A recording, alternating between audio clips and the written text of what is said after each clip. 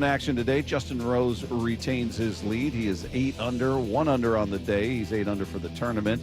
Right behind him, Bryson DeChambeau, who goes 4 under on his round today, shoots a 68. He is 7 under for the tournament, and Rory McIlroy is 6 under, trailing those two. He goes 6 under on his round today, firing a 66.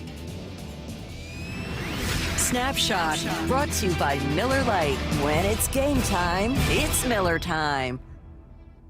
This hour is brought to you by Legacy Group Capital's Northwest Fund. From the Quantum Fiber Studio, this is Wyman and Bob. On Seattle Sports. Streaming live on the Seattle Sports app and at seattlesports.com. Now, here are your hosts, Dave Wyman and Bob Stelton.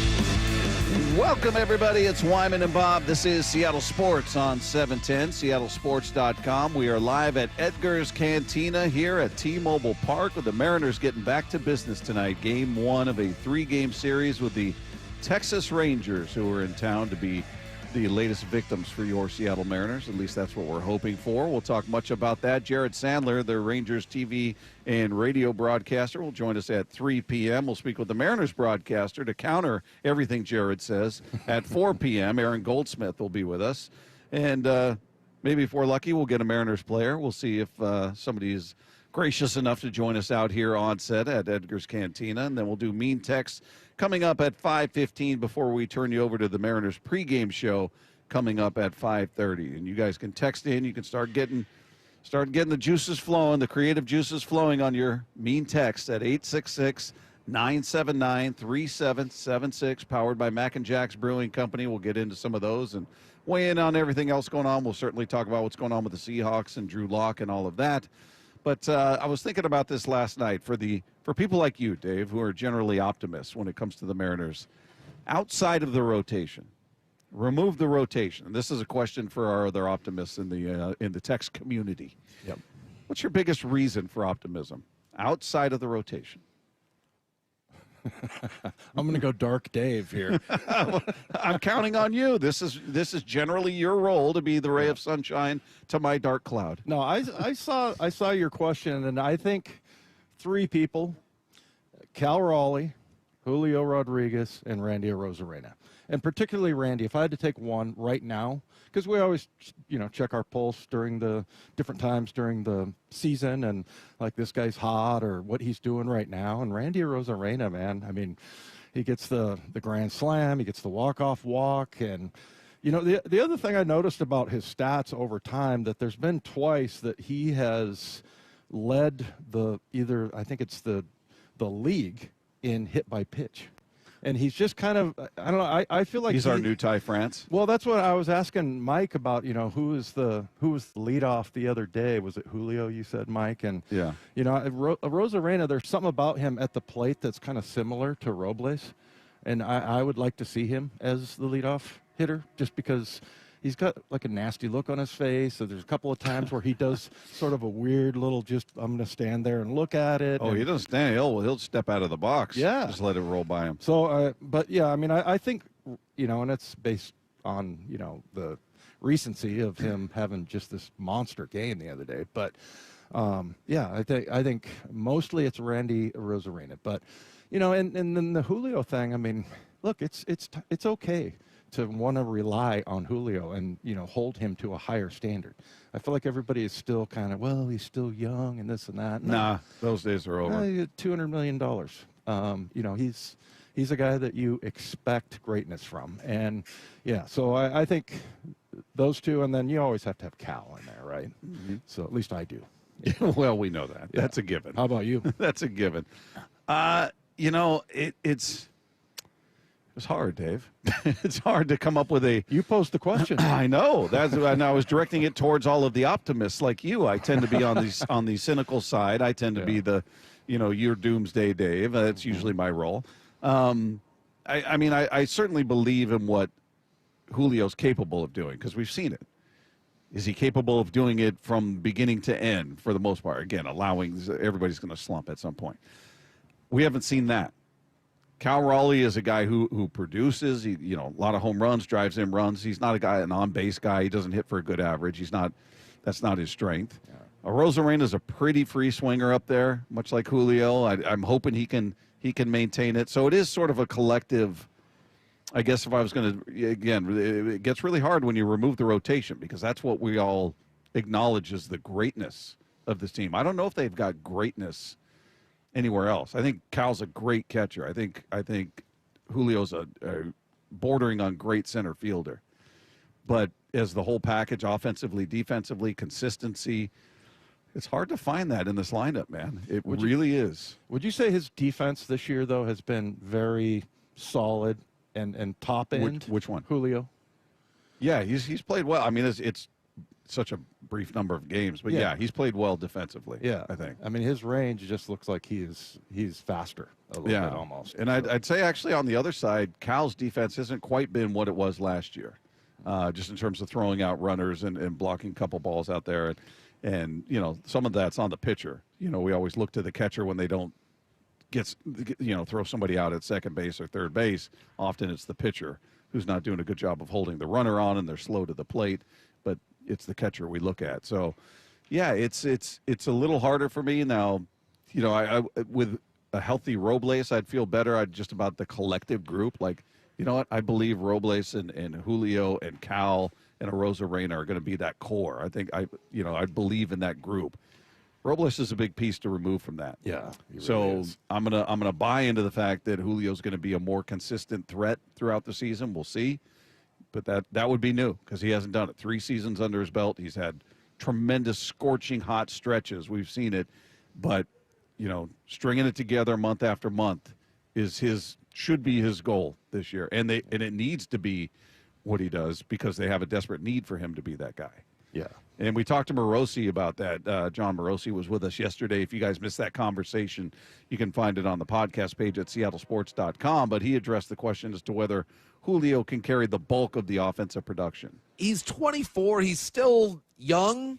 Obviously, a 24-year-old still a very young person, but this is his team. It's interesting. Julio traditionally has been a slow starter. We have had numerous conversations the last couple of years on this program about what's going on with Julio. Why is it a slow start? The one thing I'll say is, while the average isn't there, he is hitting for power more now than he did early last season. He's at least hitting the ball and driving it in a way that you would expect him to drive the baseball. That's a really good sign. So it's not just my reflexive optimism here. I really believe that if Julio's making some loud contact early, eventually the average will pick up. And I'm encouraged by seeing the power from him. Yeah, what was I think also JP told us his first home run last year wasn't until like May 23rd, I think. I think that was his third last year. Was at the end of May. His first was at the end of April.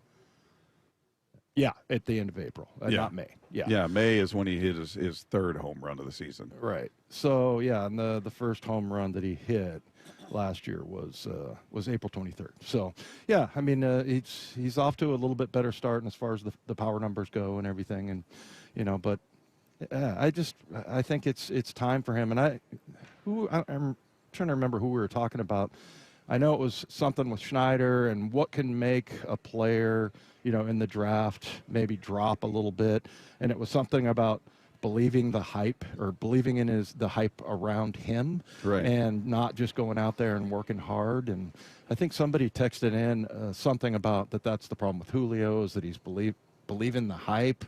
I don't really see anything from him as far as any kind of acting up or having any kind of a personal problem, anything like that. Yeah. He's been very solid. I think it's much easier for a baseball player to get humbled because every time you step into that batter's box, you look up at the big screen and it's got who you are right there on the board. Mm-hmm. It's telling you. You can think I'm Mr. Everything. I can do everything I touch turns to gold and I'm great. And, well, look up at the board. What's the board telling you? You're hitting a $180 and you got 2 home runs and you've struck out 20 times, whatever your numbers are. That's your dose of reality. Maybe you're 0 for 3 in that game. So I think baseball's got a way of humbling people. Doesn't mean there aren't egos and things like that, but I rely on the game to keep them in check. Yeah. You know, I think football, maybe it's a little different because you're not looking at a constant reminder of what you are or not doing well, right? There's not a picture of you up on the board and Dave Wyman's got 20 tackles and 2 interceptions and 3 quarterback sacks, or you don't have any of that you're staring at multiple moments throughout the game. So I think the game tends to keep these guys in check a bit. It's a humbling game, and so that's a long way of saying I don't know that that's a problem with. I'm certain he's got belief in himself, and he is a very confident guy, but I don't think he's numb to the fact that he has not started well, that he is counted on. He is the guy that is the face, the highest paid, all of that stuff. He's aware. Yeah, he's aware.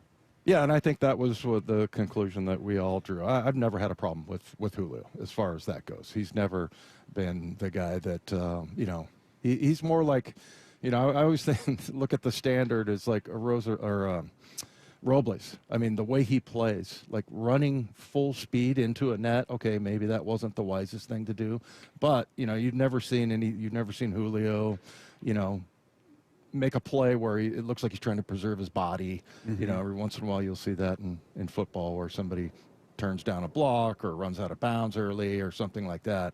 Never seen anything like that from Julio. So, yeah, I mean, I just think getting off to a good start and being a little bit more, steady, not the big swings back and forth, is the key for him. Yeah, and then you brought up Rosarena. Rosarena, is off to a solid start for the team, and he's a guy that we looked at last year, excited about the acquisition. He didn't, come here and tear it up or anything. He had some moments, but overall, you looked at his numbers and went, yeah, it was kind of a down year for him.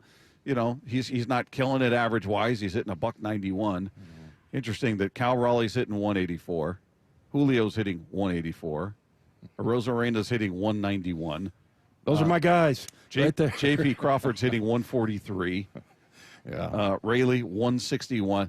That's a lot of sub 200 in your lineup, man. I mean, average doesn't tell the whole story by any stretch, but you got to get this thing pointed in the right direction offensively. And in the case of Rosarena, you look at it 191, but he's got a 333 on base. He's slugging 468. So you're seeing some of the numbers, shine in other areas. He's OPS 801. Same with Julio. You look at it, 322 on base, not special, but better. 429 slugs, 751 OPS. So, yeah, those are the guys. They got to get it going. They got to get things rolling. And especially with the injuries, we've talked about it. There's no luxury here. There's no slack. Well, we got all these other mashers in the lineup, so let's get that going. But Rosarena is a guy that they're going to be counting on to get things done. And Dan Wilson, after the game on Wednesday, just talked about how well he feels like he's playing right now. Really a big day for Randy. The grand slam was crushed. Earlier in the game, hitting the ball, I believe right field. A couple of walks today. I mean, this is a guy that's he's really swinging the bat well, and we saw it all spring where he was has really changed his approach and was using the middle of the field, and he's continuing to do that. And the at bats have been really, really good. And today was, to be in that situation, 2 outs, and really show some patience. Even when he swung at I think it was the 2-0 or I can't remember which pitch it was, but he swung at it. He was a little disappointed in himself that he had swung at a pitch that wasn't a strike. And he's really taken to the approach. And again, it's really showing. And those were some impressive at-bats today. 4-game hitting streak right now, and then what I was going to ask you. I know you're a tough grader, Bob. As far as his defense, there's sometimes he takes circuitous routes maybe to the ball, but have you seen any of that? No, he's had some funky throws. Yeah, I saw that, but he hasn't.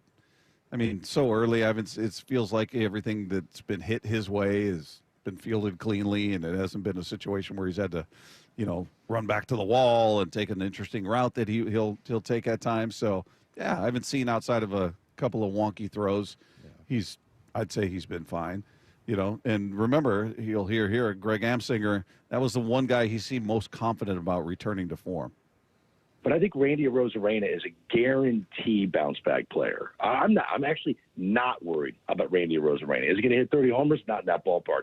I do think he hits around 25 homers and steals around 30 bases. He was emotional when he was traded for the Tampa Bay Rays. He believed, that organization saved his baseball life because he came up with the Cardinals. That didn't work out. They weren't getting him to the big leagues the way he wanted. And then the whole fiasco where he was on Instagram Live while the manager was talking, and that blew up in his face, and he was embarrassed by it. When he got traded, he didn't want to leave. He sat in the trop with his family, and he was sad. So, I think Randy went through some human issues, and that's the part of this we have to remember sometimes.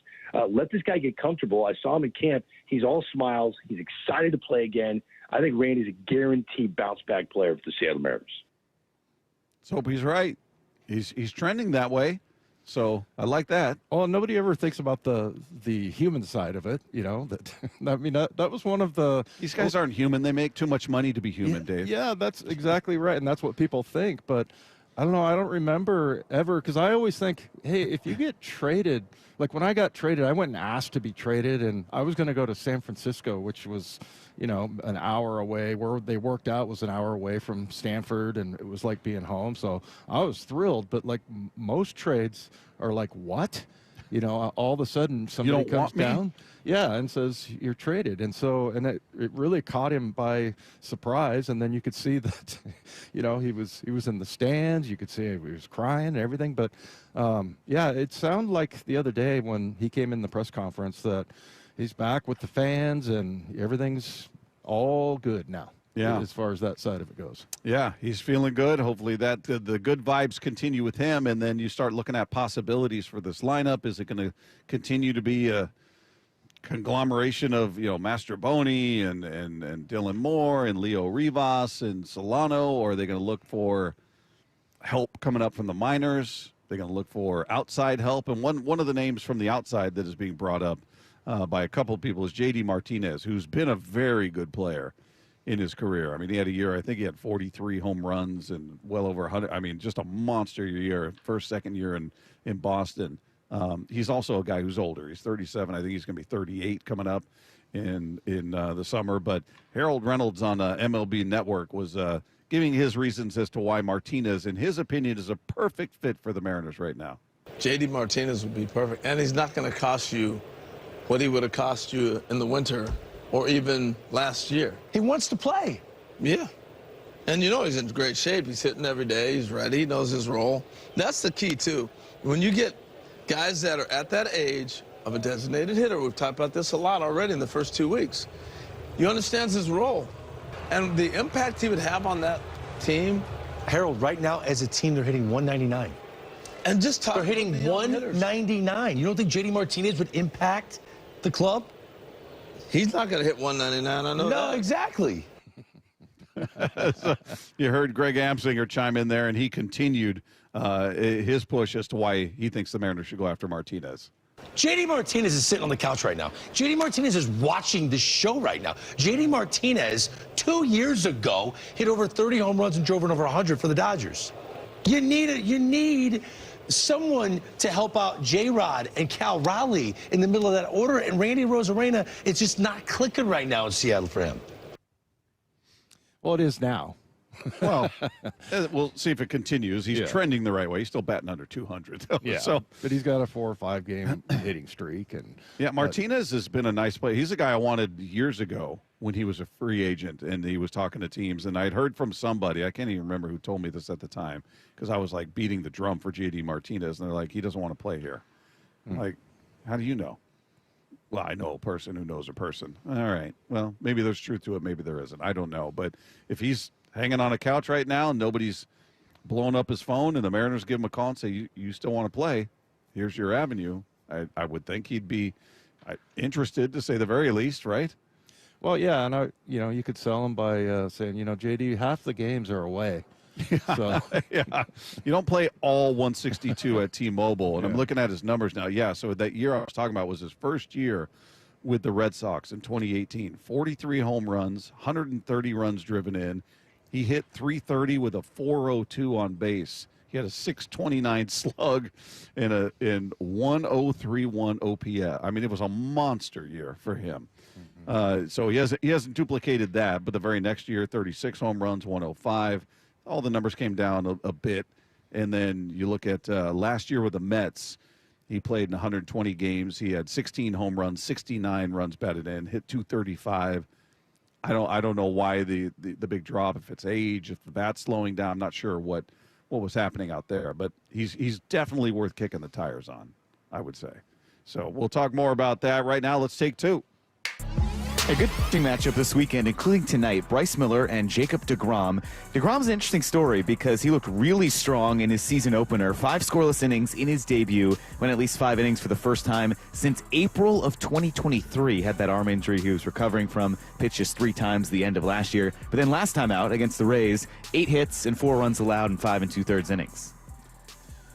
Yeah, I wonder how Bryce Miller is going to feel tonight. He's yet to have a quality start, and he was a guy that, coming out of spring training, he probably talked about the most, maybe Wu, just because Wu, talking about how the fastball was exploding out of his hand. But Bryce Miller, I think a lot of people were saying maybe a Cy Young candidate, and he's, gave up 4 earned runs against San Francisco, went 5 1/3, and, the outing before that, 5 2/3, both losses.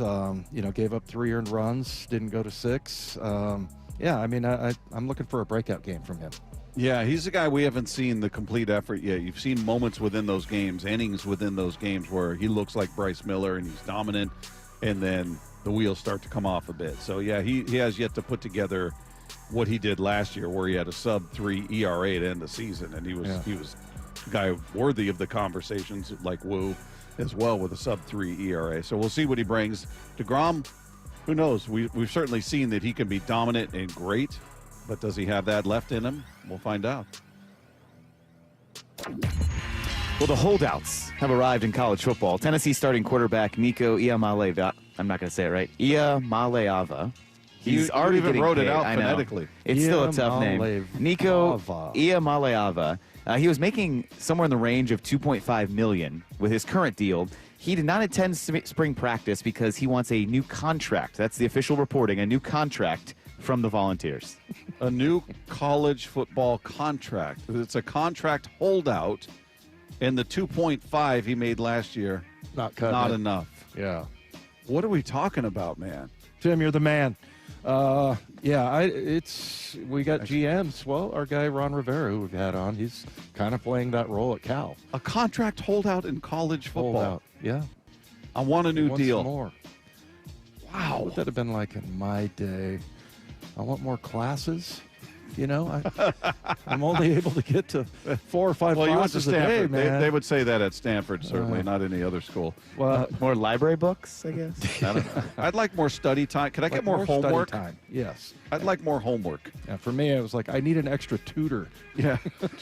That's just, it's so weird to say that about a college football quarterback is holding out because he wants a new contract.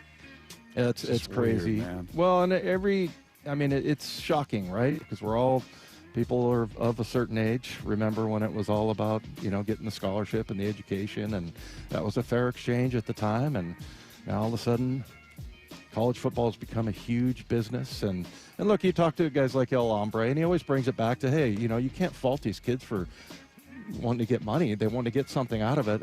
I get it. Yeah, especially a lot of these guys that are getting paid at this level aren't NFL caliber players in the end. Yeah. Some of them we're gonna see that they're gonna be glad they made their millions at the college level, because invariably some are gonna get to the league and flame out. Yeah, and a lot of them, maybe they're like just planning it that way. Like, hey, I need enough to to set up my family for the rest of my life. In case I stink. Yeah, I don't know if I'm going to make it in the NFL. Take Two is brought to you by Swedish Cyberknife. Treat prostate cancer with Swedish Cyberknife. Swedish.org/cyberknife prostate. Coming up, we might have gotten a draft hint from John Schneider yesterday. We'll see what kind of conclusion we come to.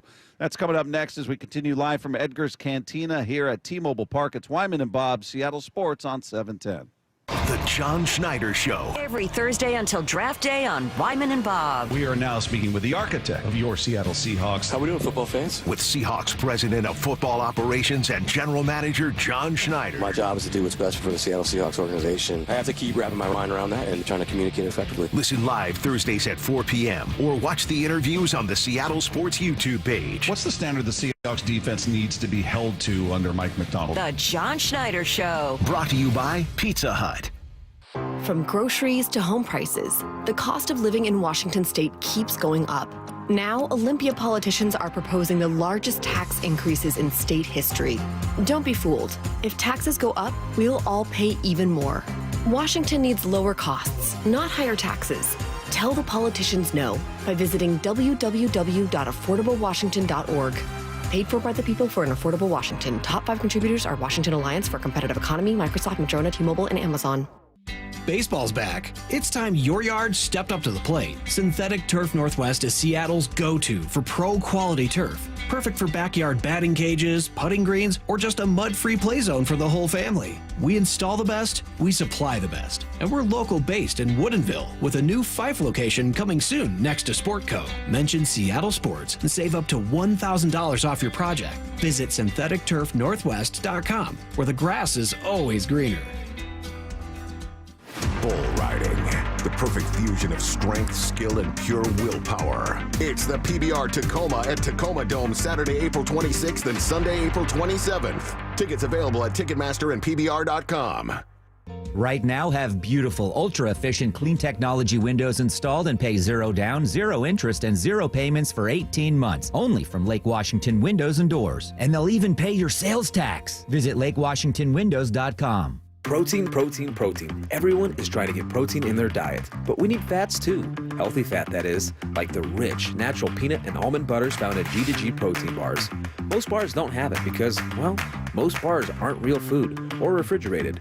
Fortunately for you, we aren't most bars. At G2G, you'll find a balanced helping of protein and healthy fat. The fact that they're delicious is just a bonus. They're fast, easy, and perfect for on-the-go families. G2G protein bars. Find them in the refrigerated section at Costco. Mike Salk here, and luxury awaits at Snoqualmie Casino and Hotel, where comfort meets elegance. And this summer, you can experience the breathtaking Cascade views, the world-class dining and entertainment, and elevate your next getaway by combining effortless style with the utmost relaxation. Plus, Snoqualmie Casino and Hotel's award-winning outdoor summer concert series is back with amazing artists like Hanson, Austin Jenks, Melanie Fiona, and POD. This summer, overlooking the beautiful Snoqualmie Valley, snocasino.com for tickets. Seattle's closest is now Snoqualmie Casino and Hotel. With Progressive Snapshot, you could save on auto insurance rates by driving safely, which is nice because you can just keep doing you.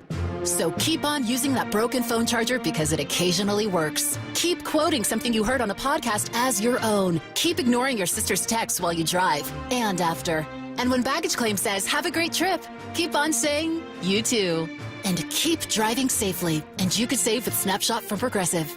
Progressive Casualty Insurance Company and Affiliates. Snapshot not available in California or from all agents. Surcharge possible for unsafe driving. If you've got a gas-powered engine, keep it running like new at every fill-up. Stable in-season protection is your engine's preventative medicine, cleaning and protecting the entire fuel system in season. In outdoor power equipment, prevent gum and varnish buildup that could cause a rough or non-running engine. For cars and trucks, increase fuel efficiency and power by removing deposits, ensuring your engine's long-term health. Stable outperforms the competition in independent lab testing. So at every fill-up, start with Stable. We are Seattle Sports, the home of the Seahawks, Mariners, and everything Seattle sports. Watch your favorite show live at seattlesports.com. For over 113 years, Pacific Lamp and Supply Company has been your #1 lighting specialist in Washington, from the Space Needle in Seattle all the way to the Riverwalk in Spokane. With the largest lighting inventory in Washington, Pacific Lamp's knowledgeable and experienced staff can assist with any lighting issue, including intricate lighting and control designs. Plus, they work with all utilities in Washington to get you the best available lighting rebates. Pacific Lamp and Supply Company, Washington's lighting experts since 1912. Visit pacificlamp.com. Are you curious about who offers the best deals on top-rated Samsung, LG, and Sony TVs? The answer is surprising. It's not online, and it's not the warehouse clubs. The best deals on top-rated TVs are at Video Only. Don't believe it? Then check out the trade-in deals at Video Only. How about $500 for your old TV? Try doing that online. Before you buy that new TV, drop into video only. If you don't, you'll be sorry. Meanwhile, at Xfinity. So, influencer life going well? Oh, yeah. I'm up to 32 followers. Oh, that's something. Yeah, posting my tap dancing videos is easier than ever because we engineered Xfinity Internet with 99.99% network reliability. Plus, Xfinity Mobile with Wi-Fi Power Boost gives you ultra-fast Wi-Fi at home and on the go. But wait, tap dancing? You don't tap dance. Hey, what I lack in skill, I make up with passion. Do more of what you love and love how fast you do it with Xfinity Internet and mobile. And now through April 21st, get 300 megabit Xfinity Internet and one unlimited mobile line together for $25 a month for 1 year and save $1,000 in your first year over Verizon and AT&T.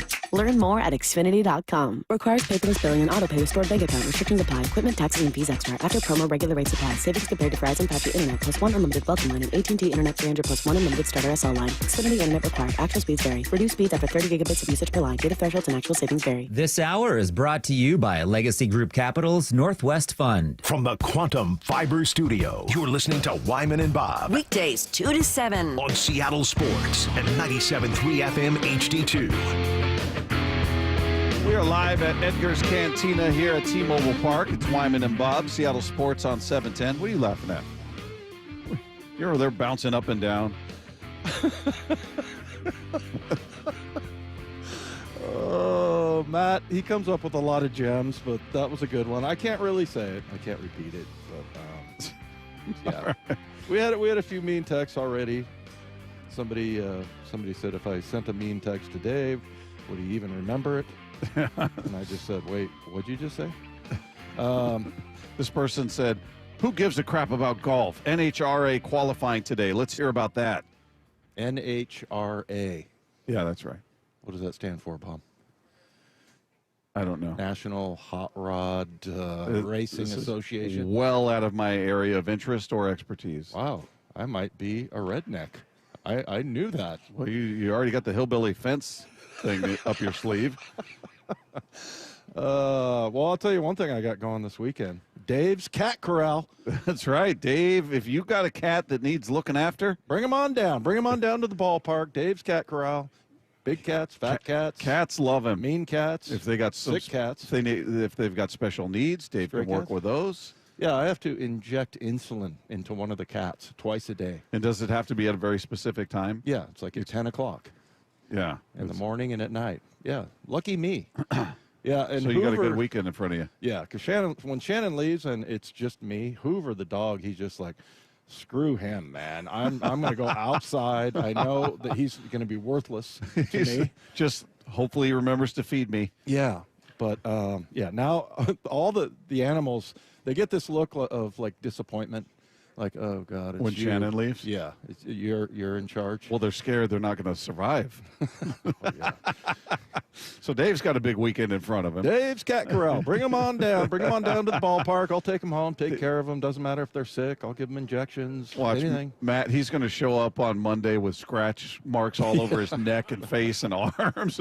How's your weekend? Not good. Yeah, shove pills down their throats. Whatever you need, man. Just coming in looking like shredded wheat. Yeah, not looking good. Meanwhile, the Seahawks, interestingly enough, made a move with Drew Lock to bring him back on a 2-year deal, which is interesting. I'm not sure what that means for the future of Sam Howell, a guy they gave up draft capital to acquire. 3 and a 5 for a 4 and a 6 in Sam Howell.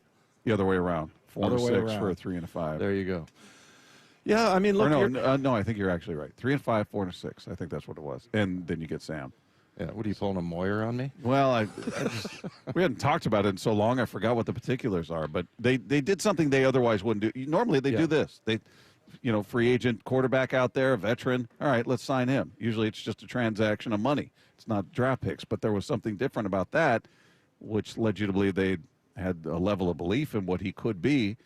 I don't know if that one game changed everything. Now, again, deferring back to what you always talk about, we don't see practice, and maybe it just didn't work out there. I mean, he's not off the team as we speak, but I can't imagine this is great news for him. No, and you just haven't seen anything from him. And, it's funny, he came in his rookie year and he started.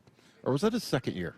Second Actually, year. It was his second year. Yeah. And, you know, he led the league in some interesting categories. Pass attempts, and interceptions. But, yeah, we never really got to see him at all. And, you know, he got in the one time where Geno got hurt, and it was pretty disastrous. I think that was the Minnesota game. Yep. Yeah, so, and Drew Lock, you know, look, that guy, he had a couple of game-winning drives for this team. I think it was 2, one against Tennessee, your beloved Titans, Lefko, and then the other one was that a Monday night game or a Thursday night game against Philly, where he hit DK, I think, in the side of the end zone over there. I think it even might have been Sunday night, Dave. Was it Sunday night? Yeah. So I don't retain these things. You do. So it's amazing. Well, you'll talk about plays in the third quarter of a matchup against the Falcons in 2021. I'm like, I don't know what you're talking about. Well, I have no asked idea. you the same questions about baseball. You come up with or Lefko. Can I tell you what I remember about that game? Because you guys loved it so much, and people were putting that meme out there when he resigned. backpack thing? The backpack, yeah. That's the GIF going around after the news broke. That was that Eagles game, the backpack. Yeah, that was dumb. Yeah. It was dumb. And, you know, he was acting like he was a gangster. Well, And it I'm was like, him oh, and is he- Geno, because Geno was on the sideline doing it to him. Yeah. And I was like, oh, what?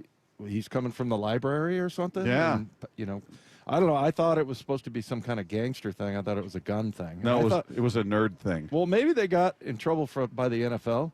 And they said, oh, no, it's a backpack. We're coming from, you know, the library. We're trying to promote reading. Yeah. It's fundamental. But yeah, I mean, Drew Lock, good guy. I think he was more of a Schneider guy than a Pete Carroll guy. I was listening to a conversation somebody was having. I think it was C-Raj and Stacy. And, you know, one of them said, you know, maybe he didn't get much of a chance, you know, that Pete was pretty much going to be Geno. But the one thing that happened, I think, was that was the year where he got COVID.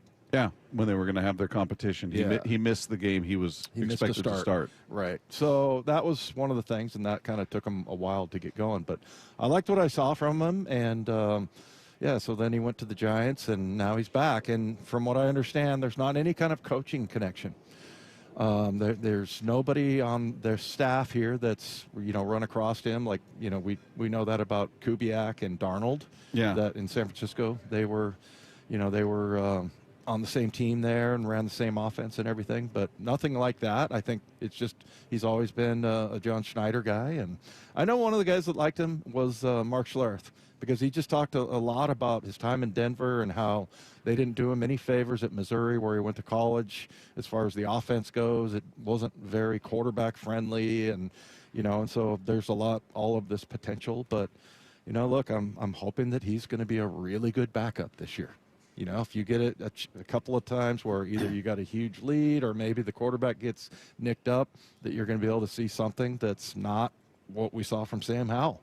And I'm sorry, you know, Sam Howell probably hasn't gotten much of a shot, but just in the preseason and the times that we saw him, there really wasn't anything to like. I liked watching him out at practice. I thought he threw a great ball, and you know, I thought he's, you know, kind of a scrappy player, but yeah, there wasn't much to make people feel comfortable about that backup.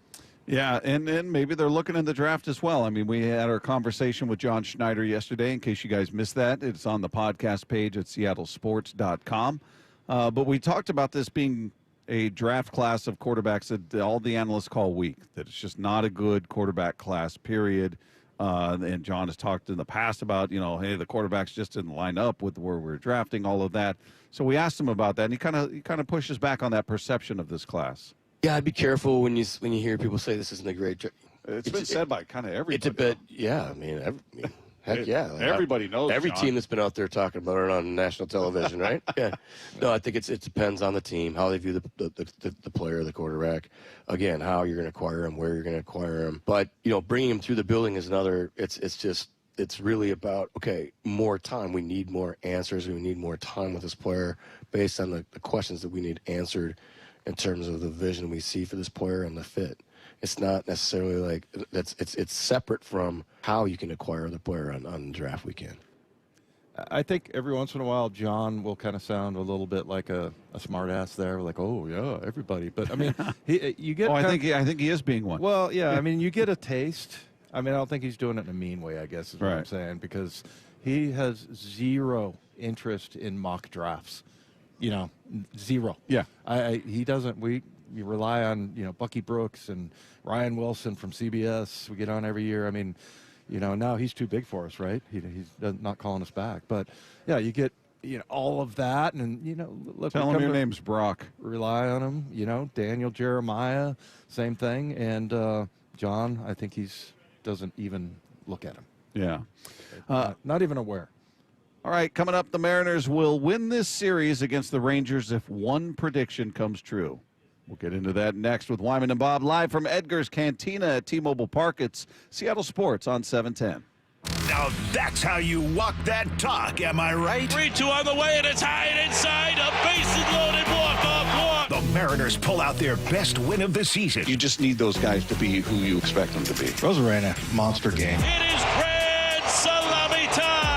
Is it the spark the M's needed? Find out tonight with a first of 3 against the Rangers. First pitch at 6:40. Pregame at 5:30 after Wyman and Bob on the home of the Mariners, Seattle Sports, and the app. Homeowners, do you have any idea what's happening up on your roof?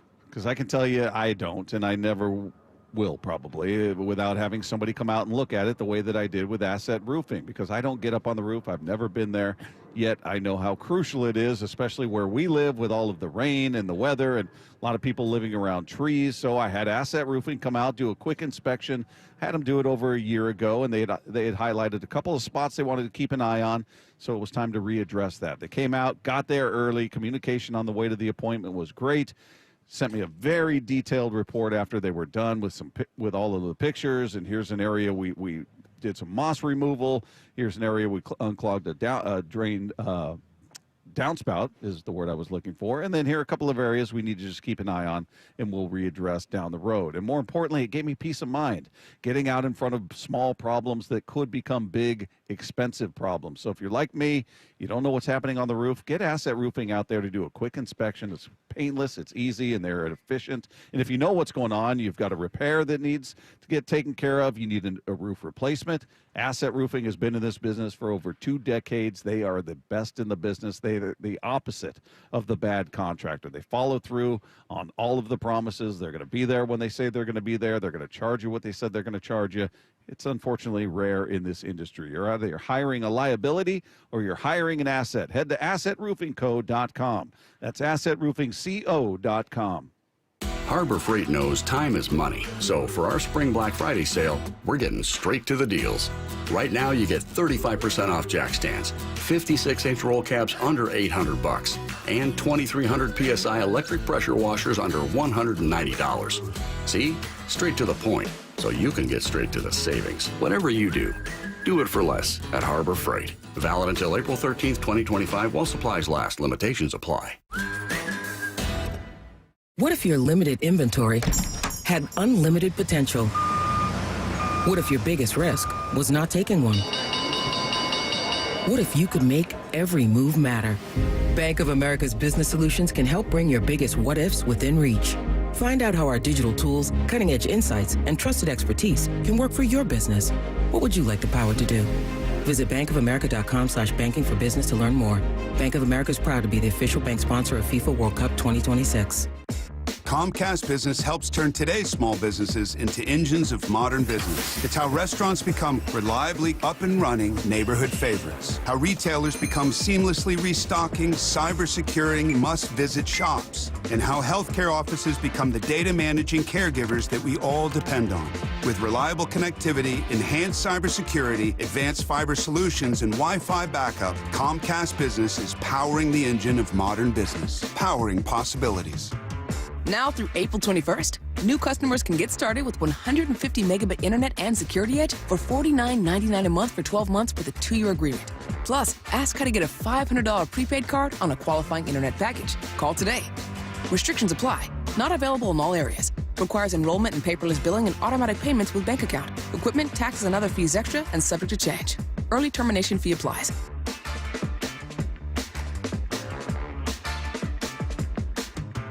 Bonneville International radio station contests are open to participants 18 years of age or older that are residents of Washington State unless otherwise specified. Employees or agents of the station, Bonneville International Corporation, other area radio stations, or any entity associated with the contests are not eligible to win unless the station otherwise specifies at its own discretion. Persons who have won in the last 60 days from a station contest or event may not be eligible. Full general contest rules are available on seattlesports.com or in person at the station during regular business hours.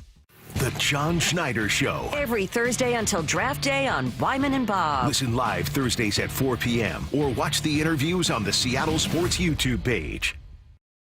Well, I'm here with my good buddy, Dr. Dan Nelson from Eastside Pain and Regenerative Medicine. And you've heard from Dr. Dan's patients over the years how a simple stem cell procedure has successfully conquered their pain. Well, folks, now it's my turn. After years of dealing with knee pain from all the football abuse, I can say my knee pain now is almost 100% gone. How'd you do it, Dr. Dan? Well, Brock, personally, I'm very happy that you did so well. And your story is like so many of our other patients who come in, former athletes and non-athletes as well, who have come in with chronic knee pain and they are looking for alternatives besides knee replacement surgery. And we're happy to provide this service. It's been truly a game changer for so many folks. It's just been a pleasure to be part of this. Consider Dr. Nelson, the only doctor with over 30 years of experience in pain medicine techniques, including stem cell therapy. I was in and out with a couple of follow-ups. It's a non-surgical solution to pain using your own stem cells. Consider stem cell therapy with Dr. Daniel Nelson, MD at 425-823-4000 or visit danielnelsonmd.com. That's danielnelsonmd.com. Did you know your skin is the largest organ of your body? Huh?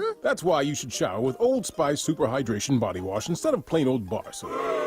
Love your skin by super hydrating it with vitamin B3 and glorious notes of vanilla and shea.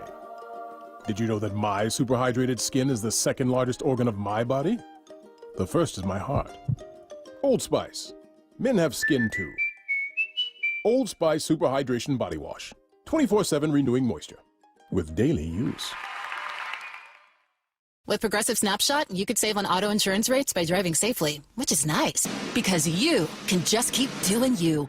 So keep on using that broken phone charger because it occasionally works. Keep quoting something you heard on a podcast as your own. Keep ignoring your sister's texts while you drive and after. And when baggage claim says, have a great trip, keep on saying, you too. And keep driving safely. And you could save with Snapshot from Progressive. Progressive Casualty Insurance Company and Affiliates. Snapshot not available in California or from all agents. Surcharge possible for unsafe driving. What's the most you ever lost on a coin toss? It's time for Wyman and Bob to put their reputations on the line. I need to know what I stand to win. Everything. Call it. Say it! Say it! This is Call It Now. Good answer. Like the way you think.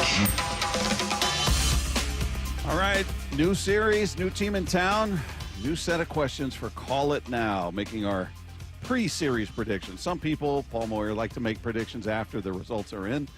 We'd like to do it before. We're kind of gunslingers that way. So that's what we're doing here, taking a look at this Rangers series. I'd like to know, see what happens in the first round. Yeah, okay. then, let me just see after tonight. Let me see who gets to the playoffs, and then I'll tell you about who's going to win the World Series. I told you my wife had this tennis thing where one of the opponents was like, well, we're going to do spin the racket. Yeah. So they spin the racket, and she waits and waits until it's like slowing down. Okay, this way.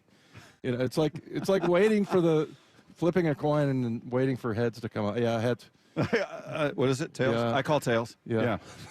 Yeah, it's amazing how often you're right when you do it that way. Yeah, it's incredible. You could be 100%. I got to say, Dave, it didn't work out for you, and I'm glad because you went Doomsday Dave, which you went all negative last time, and the Mariners won the series and outdid most of the predictions. So we'll see if you follow suit on this one. So let's start with the record in this 3-game series. What do you think? What are you seeing? I'm going positive, 4-0, Bob. 4-0 on this one. They're going to be so good, they're going to get an extra win. No, I'm going to go back to being slightly positive. Yeah, I mean, I don't think it worked. I don't think it worked, my negativity. Yeah, they won the series. Yeah, but as far as my predictions. Yes, well, I was going to say Dave lost, so he was more upset by that. Yeah, right? But exactly. We want the Mariners to win. No, I want to win.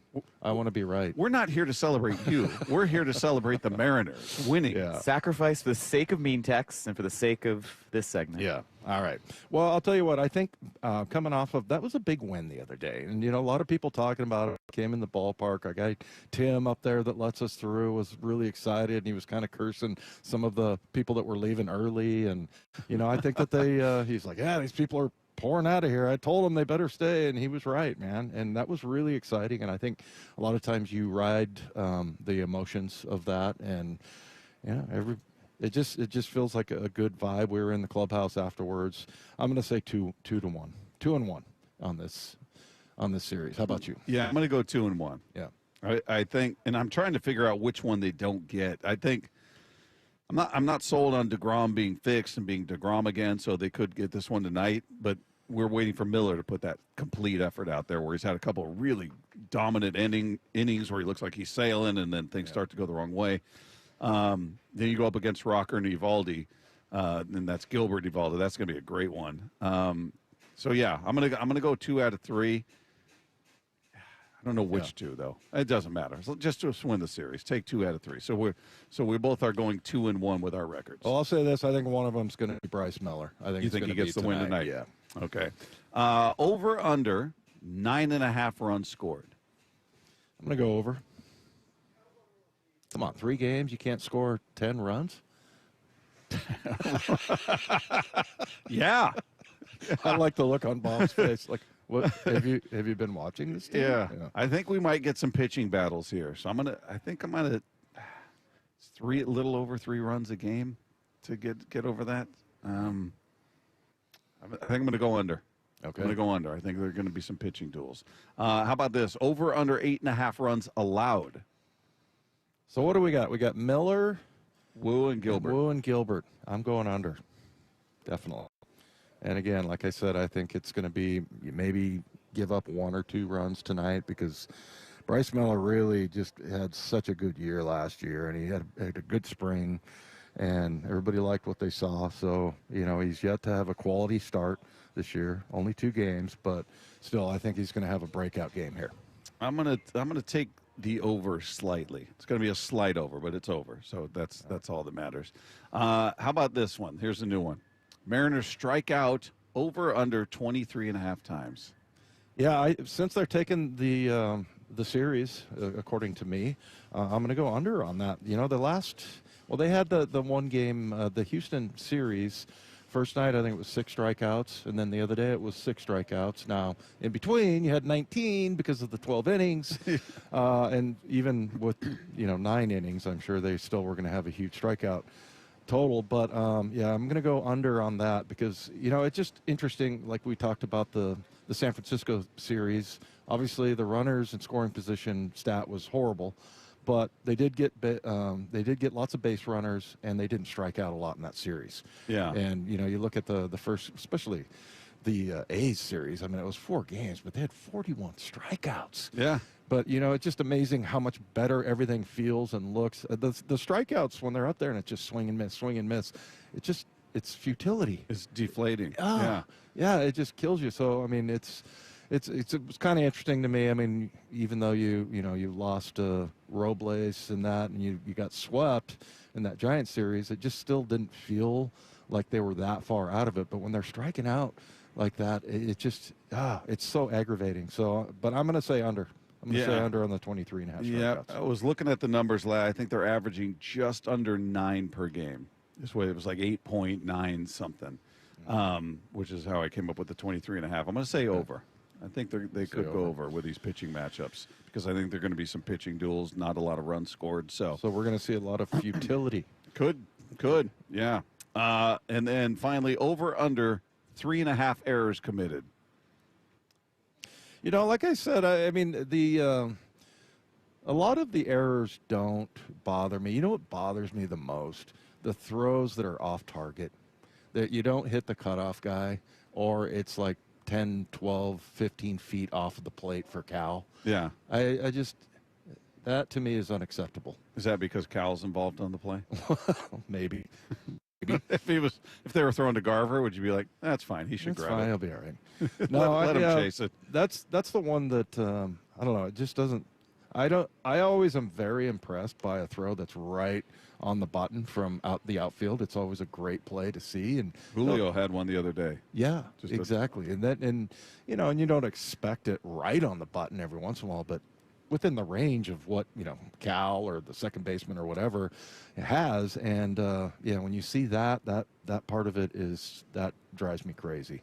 I'm gonna go under on the errors though. Okay, I'm gonna go over. So I've got them winning the series, but I think there's gonna be some bumpy moments, whether it's errors, whether it's strikeouts along the way. But I got bottom line, you take 2 of 3, we're good with what comes with it.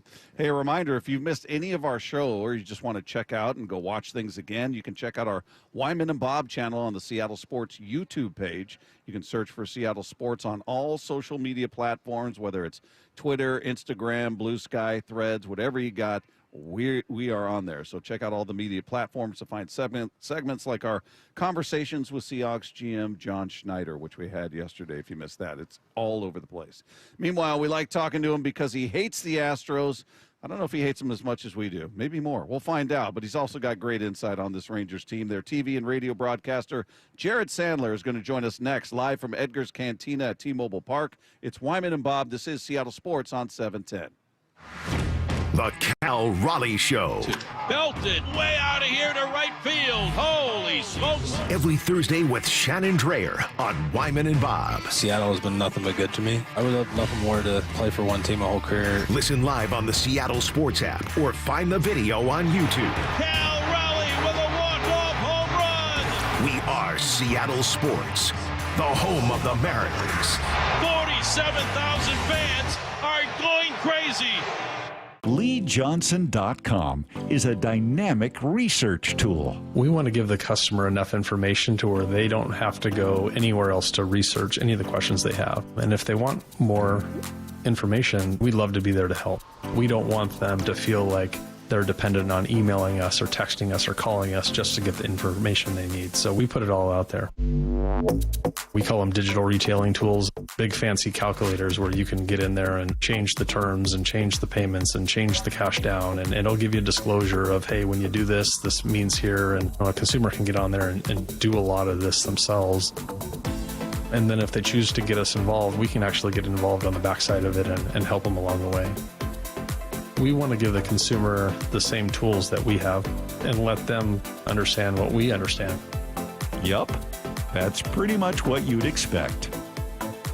The LJ Way is the Lee Johnson Auto family. Hi, this is Nancy Penrose, owner of Big Trees in Snohomish. Spring has sprung. Need color to brighten up your yard or privacy trees to keep your neighbors guessing? Now is the time to buy. With hundreds of trees arriving in the nursery daily, Big Trees has the perfect tree for you. Check out our updated inventory list online at bigtreesupply.com or come visit the nursery today.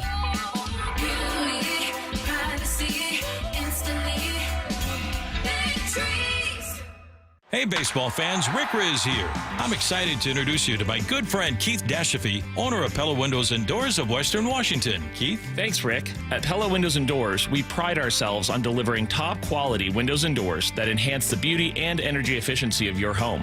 Our products are built to last with innovative designs and exceptional craftsmanship. Whether you're looking to upgrade your windows or install new doors, Pella has you covered. That's fantastic, Keith. Don't wait. Schedule your free appointment today at PellaPNW.com.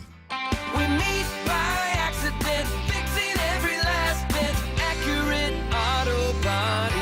If you've been in an auto accident, you have the right to take your vehicle to any repair facility. Accurate Auto Body has been family-owned and operated since 1994, and they work for you, not your insurance company. Your insurance company may not love them, but you will, because We meet by accident, fixing every last bit, Accurate Auto Body.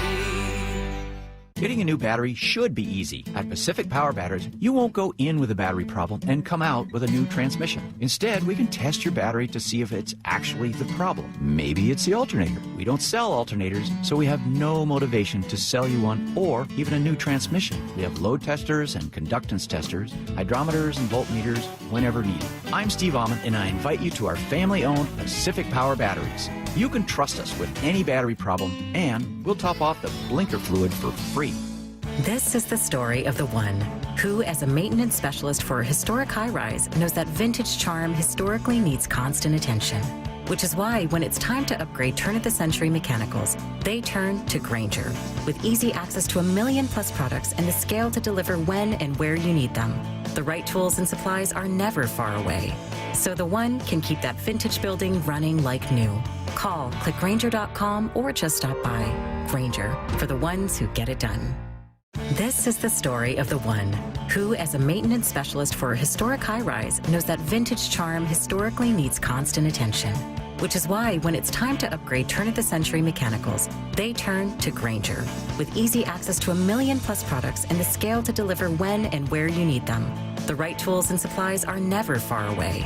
So the one can keep that vintage building running like new. Call, click Grainger.com, or just stop by. Grainger, for the ones who get it done. Meanwhile, at Xfinity. So, influencer life going well? Oh, yeah. I'm up to 32 followers. Oh, that's something. Yeah, posting my tap dancing videos is easier than ever because we engineered Xfinity Internet with 99.99% network reliability. Plus, Xfinity Mobile with Wi-Fi Power Boost gives you ultra-fast Wi-Fi at home and on the go. But wait, tap dancing? You don't tap dance. Hey, what I lack in skill, I make up with passion. Do more of what you love and love how fast you do it with Xfinity Internet and mobile. And now through April 21st, get 300 megabit Xfinity Internet and 1 unlimited mobile line together for $25 a month for 1 year. And save $1,000 in your first year over Verizon and AT&T. Learn more at Xfinity.com. Requires paperless billing and autopay with stored bank account. Restrictions apply. Equipment, taxes, and fees extra. After promo, regular rates apply. Savings compared to Verizon 5G Internet plus 1 unlimited welcome line and AT&T Internet 300 plus 1 unlimited starter SL line. Xfinity Internet required. Actual speeds vary. Reduced speeds after 30 gigabits of usage per line. Data thresholds and actual savings vary. Let's go! This is Seattle Sports. Streaming through the Seattle Sports app. KIRO AM Seattle. KIRO FM HD2 Tacoma. Home of the Seahawks, Mariners, and everything Seattle sports. Seattle Sports Snapshot. Well, the Seahawks are making moves at the quarterback position. Backup quarterback. You know him. You love him. Maybe. Drew Lock expected to sign with the Seahawks for the second time. This according to sources speaking with ESPN today. He's set to sign a 2-year, $5 million deal. That according to Adam Schefter.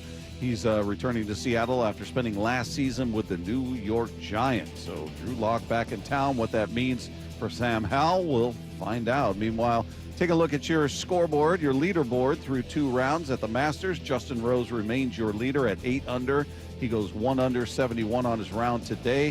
1 shot back is Bryson DeChambeau. He goes 4 under on his round today, 7 under for the tournament, and then 1 shot back of him. Corey Connors tied with Rory McIlroy, Tyrell Hatton, and Scotty Scheffler, all at 6 under for the tournament. Snapshot, brought to you by Miller Lite. When it's game time, it's Miller time. From the Quantum Fiber Studio, this is Wyman and Bob. On Seattle Sports. Streaming live on the Seattle Sports app and at seattlesports.com. Now, here are your hosts, Dave Wyman and Bob Stelton. We continue live from Edgar's Cantina here at T-Mobile Park. It's Wyman and Bob, Seattle Sports on 710. The Texas Rangers are in town for a 3-game series, and we get a chance to speak to a man who we've had a few conversations with in the past, really just wallowing in our hate of the Houston Astros, really delving into that. We share that. Jared Sandler, the Rangers TV and radio play-by-play broadcaster, is with us here. How are you, man? You'd think I would know to turn my mic on, right? Yeah, that's... I'm just so nervous meeting you guys in person. I don't, stop. We're like my crushes or whatever. Yeah, we're imposing. Yeah. It was good to see you. Yeah, great to see you guys. Yeah, thanks for coming out here, and this is going to be an interesting series. This is a team we've been talking about. Like every analyst we talked to leading up to the season, hey, how does the AL West look to you? What do you think of this team? Every one of them said, Rangers are going to be a problem. Last year, they were riddled with injuries. You can't really look at that as who they are. They're going to be healthy this year. They're going to be a problem, and it appears so far that's true, right? Yeah, it's weird. They're 9-4, but not in any way you would have expected them to get to 9-4. They've had a really good bullpen, and they haven't been able to hit.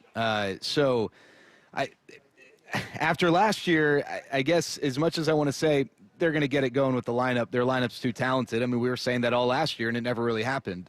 Some guys just never got over the hump of an early season slump. But I think they'll be, as long as they stay healthy, I think they should be okay offensively. They profile more as a really streaky lineup as opposed to the World Series year. They were really steady and just kind of a pain in the butt, 1 through 9 pretty much every single night.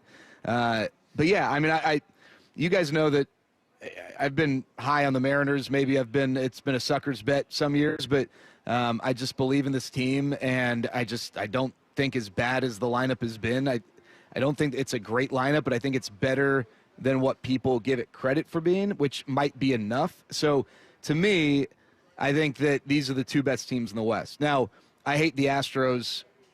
That's very well documented. I have in years past felt very strongly about the Astros, though, and I just don't this year. I think they've lost too much of the soul of kind of who they were and what they were. Bregman and Tucker leaving. Yeah, and I think Bregman's Tucker's the better player. There's no doubt about it. I think Bregman's in a weird way, maybe the bigger loss. I just think the way that he impacted that organization positively. I mean, everyone else hated him, right? He's one of those guys. You hate him? No, I mean, I'd love for him to be on my team, right? But yeah. I just also, and maybe I talked to you guys about this, maybe I didn't. Like when the Seahawks went through their run, they had, for the most part, they had one coach and one GM, right? Pete Carroll and John Schneider, and they had that continuity. Yeah. Because of the scandal and some funky, weird decision-making, the Astros are on their 3rd manager and 3rd GM within this run of theirs. And at some point, you're not going to pick the right guy. And I don't think Joe Espada is a good manager. He hasn't impressed me at all. And I don't think Dana Brown really knows what he's doing the way that previous James Click, even in his, before he got unceremoniously, let go or unretained or whatever the word would be. But Jeff Lunau, as much of a S-head as he was, and James Click, they knew what they were doing. I don't think Dana Brown does, and so I'll probably be wrong on this. I actually think the A's are the 3rd best team in the division. I just think the Astros are due for one of those crummy years where they don't live up or come close to living up to expectations the way the Mariners have in recent years. I don't know which, maybe 2023. So I don't know. I feel like there was a year maybe where expectations, reality didn't meet, and the way the Rangers didn't meet expectations last year. Yeah. Jared, I don't think you could do a show with Bob because you guys would just talk about your hatred for the Houston Astros the entire time. Every time delightful. When we see Jose Altuve get up there, they're still just cascading boos coming. Same at our place, yeah. But I always say that I think Bob's the one that individually has kept it alive. I'm keeping hate alive. Why not, right? I mean, they got off without, relatively speaking, without a slap on the wrist, maybe. Yeah. So the players didn't even get that. Yeah. So I mean, if they get booed every once in a while, they're going to cry about that. They can. Well, they did cry about it. I know. Yeah. That's why, they'll look back, and if they haven't already, and realize, wow, I would have done this again. I mean, World Series out of it, all the money that they made from it, the windfall of all that. I mean, I don't feel badly for them. Yeah. Plus, Houston. I mean, Houston sucks. It does. The city. It's the just city is lousy. You remember Joe Kim Noah, what he said about Cleveland? Has anyone ever said anything good about Cleveland? Yeah. Houston's not to that degree, because I think there are some twisted people who like Houston, but that's how I feel. What is there good about Cleveland or about Houston? There's nothing. Nothing. The downtown is sprawling. There's no personality to it. The weather stinks. Weather sucks. Yeah. There's no redeeming. Traffic. There's no redeeming qualities in Houston. There's just nothing there. It's just an empty vessel. Oh, this is good stuff. But as far as your team go, we were just talking about DeGrom, who's going tonight. How far away from DeGrom is he? Yeah, I'd say, he basically missed 2 years, right? He's made I think it was 9 or 10 starts over the last 2 years, pre and post surgery. And so it probably will take a month and a half for him to get some of the consistency back. I mean, he's talking about he's still fighting mechanics and all that stuff, which it's amazing when some guys talk about fighting mechanics or feeling totally off. They give up 7 runs in 2 innings, they're out. He gives up 4 runs, and it's oh my gosh, does he have a heartbeat or anything? But you'll see flashes. I mean, the one thing he's talked about is he's not going to try and push triple digits velocity-wise. He wants to live more around 96 miles an hour, and I mean, he won 2 Cy Youngs doing that, so it probably can work. But yeah, I don't think the Rangers are going to push him until we get, July, August. I think they want to just be really conservative with him because, they'd much rather have him pitching in August and September than giving you an extra inning every 5 days in May and June, right? So at some Is point, he on a pitch count? Or? It's not like a defined, hey, he's not going past this number, but I'd be shocked if you saw him get to, anything substantially above 90 or maybe even 290. Now, we have looked at this series from spring training and said if he pitches in this series, which he's going tonight, what happens if it's, a close game through 5 innings and he's at 72 pitches? Well, he could keep going. Are they going to have – because, this is relatively speaking, in a 162-game season, these 3 and the 13 that these 2 will play against one another, these are bigger games than the others. And, if you are going to push him, it would make sense it would be in this series, but are they going to do it in early April? Would they rather wait and save their bullets for later in the year? Tell us about your left fielder, Wyatt Langford. 23 years old and leads a lot of stats and young guy. Was this kind of as expected? Did he have a good spring training, and what kind of led up to the stats that he's putting up right now? He's actually right over your shoulder right now. Unfortunately, you're not going to see him this series. He's on the IL. He had an oblique thing Tuesday night in Chicago. But, we all, at some point, whether it's this year or next year, he is going to be a top 5 MVP candidate. He's that good. He is that is, if you were to, do a draft and everyone in our organization for the next 3 years, 5 years, 10 years, he's first pick, and you're not even having a discussion about it, right? And we've got the number 2 prospect in baseball in some publications. It's still not even a conversation. That's the guy you take. There are Trout comparisons because of the speed and the power. I never love making comparisons to one of the generational greats, but you see it when you watch him. You see it. He turns ground balls into singles, he turns singles into doubles, and then he hits the ball 450 feet. Right. So he's got the potential to be this team's best player right now. Corey Seager's the best hitter on this team, but if Wyatt Langford, when he comes back from the IL, hopefully in a couple weeks, if he can stay healthy the rest of the way, it wouldn't surprise me if you take any of these attempted catch-all statistics like WAR or WRC plus or WOBA, and I'm probably nerding out here, but it wouldn't surprise me if he was leading the team at the end of the year. He's that caliber of player. What's the view of the Rangers team right now? We look at the Mariners and we go, this is your window with this rotation. You got 4 guys who by baseball standards are remarkably cheap and they're very effective. This is amongst the best rotations in all of baseball. You got to capitalize on it, right? There's an urgency to make this happen right now because you're not going to be able to retain all 4 of those guys. So is there an urgency to what's going on? You just won a World Series, so maybe there's more slack. We've been to the playoffs one time in over 2 decades, which is fun. But that was an exciting way to get to the playoffs. It was great. Colorado, it was. We'd love to do it again. It seemed like a good time the first time. Yeah. I say do it again. That's my vote. Can I tell you how much I was rooting? I was the biggest Mariners fan that postseason, that series against the Astros. Yeah. I was in Colorado watching every game, staying up, and what was 17? Well, there was one 18. Golly. Yeah.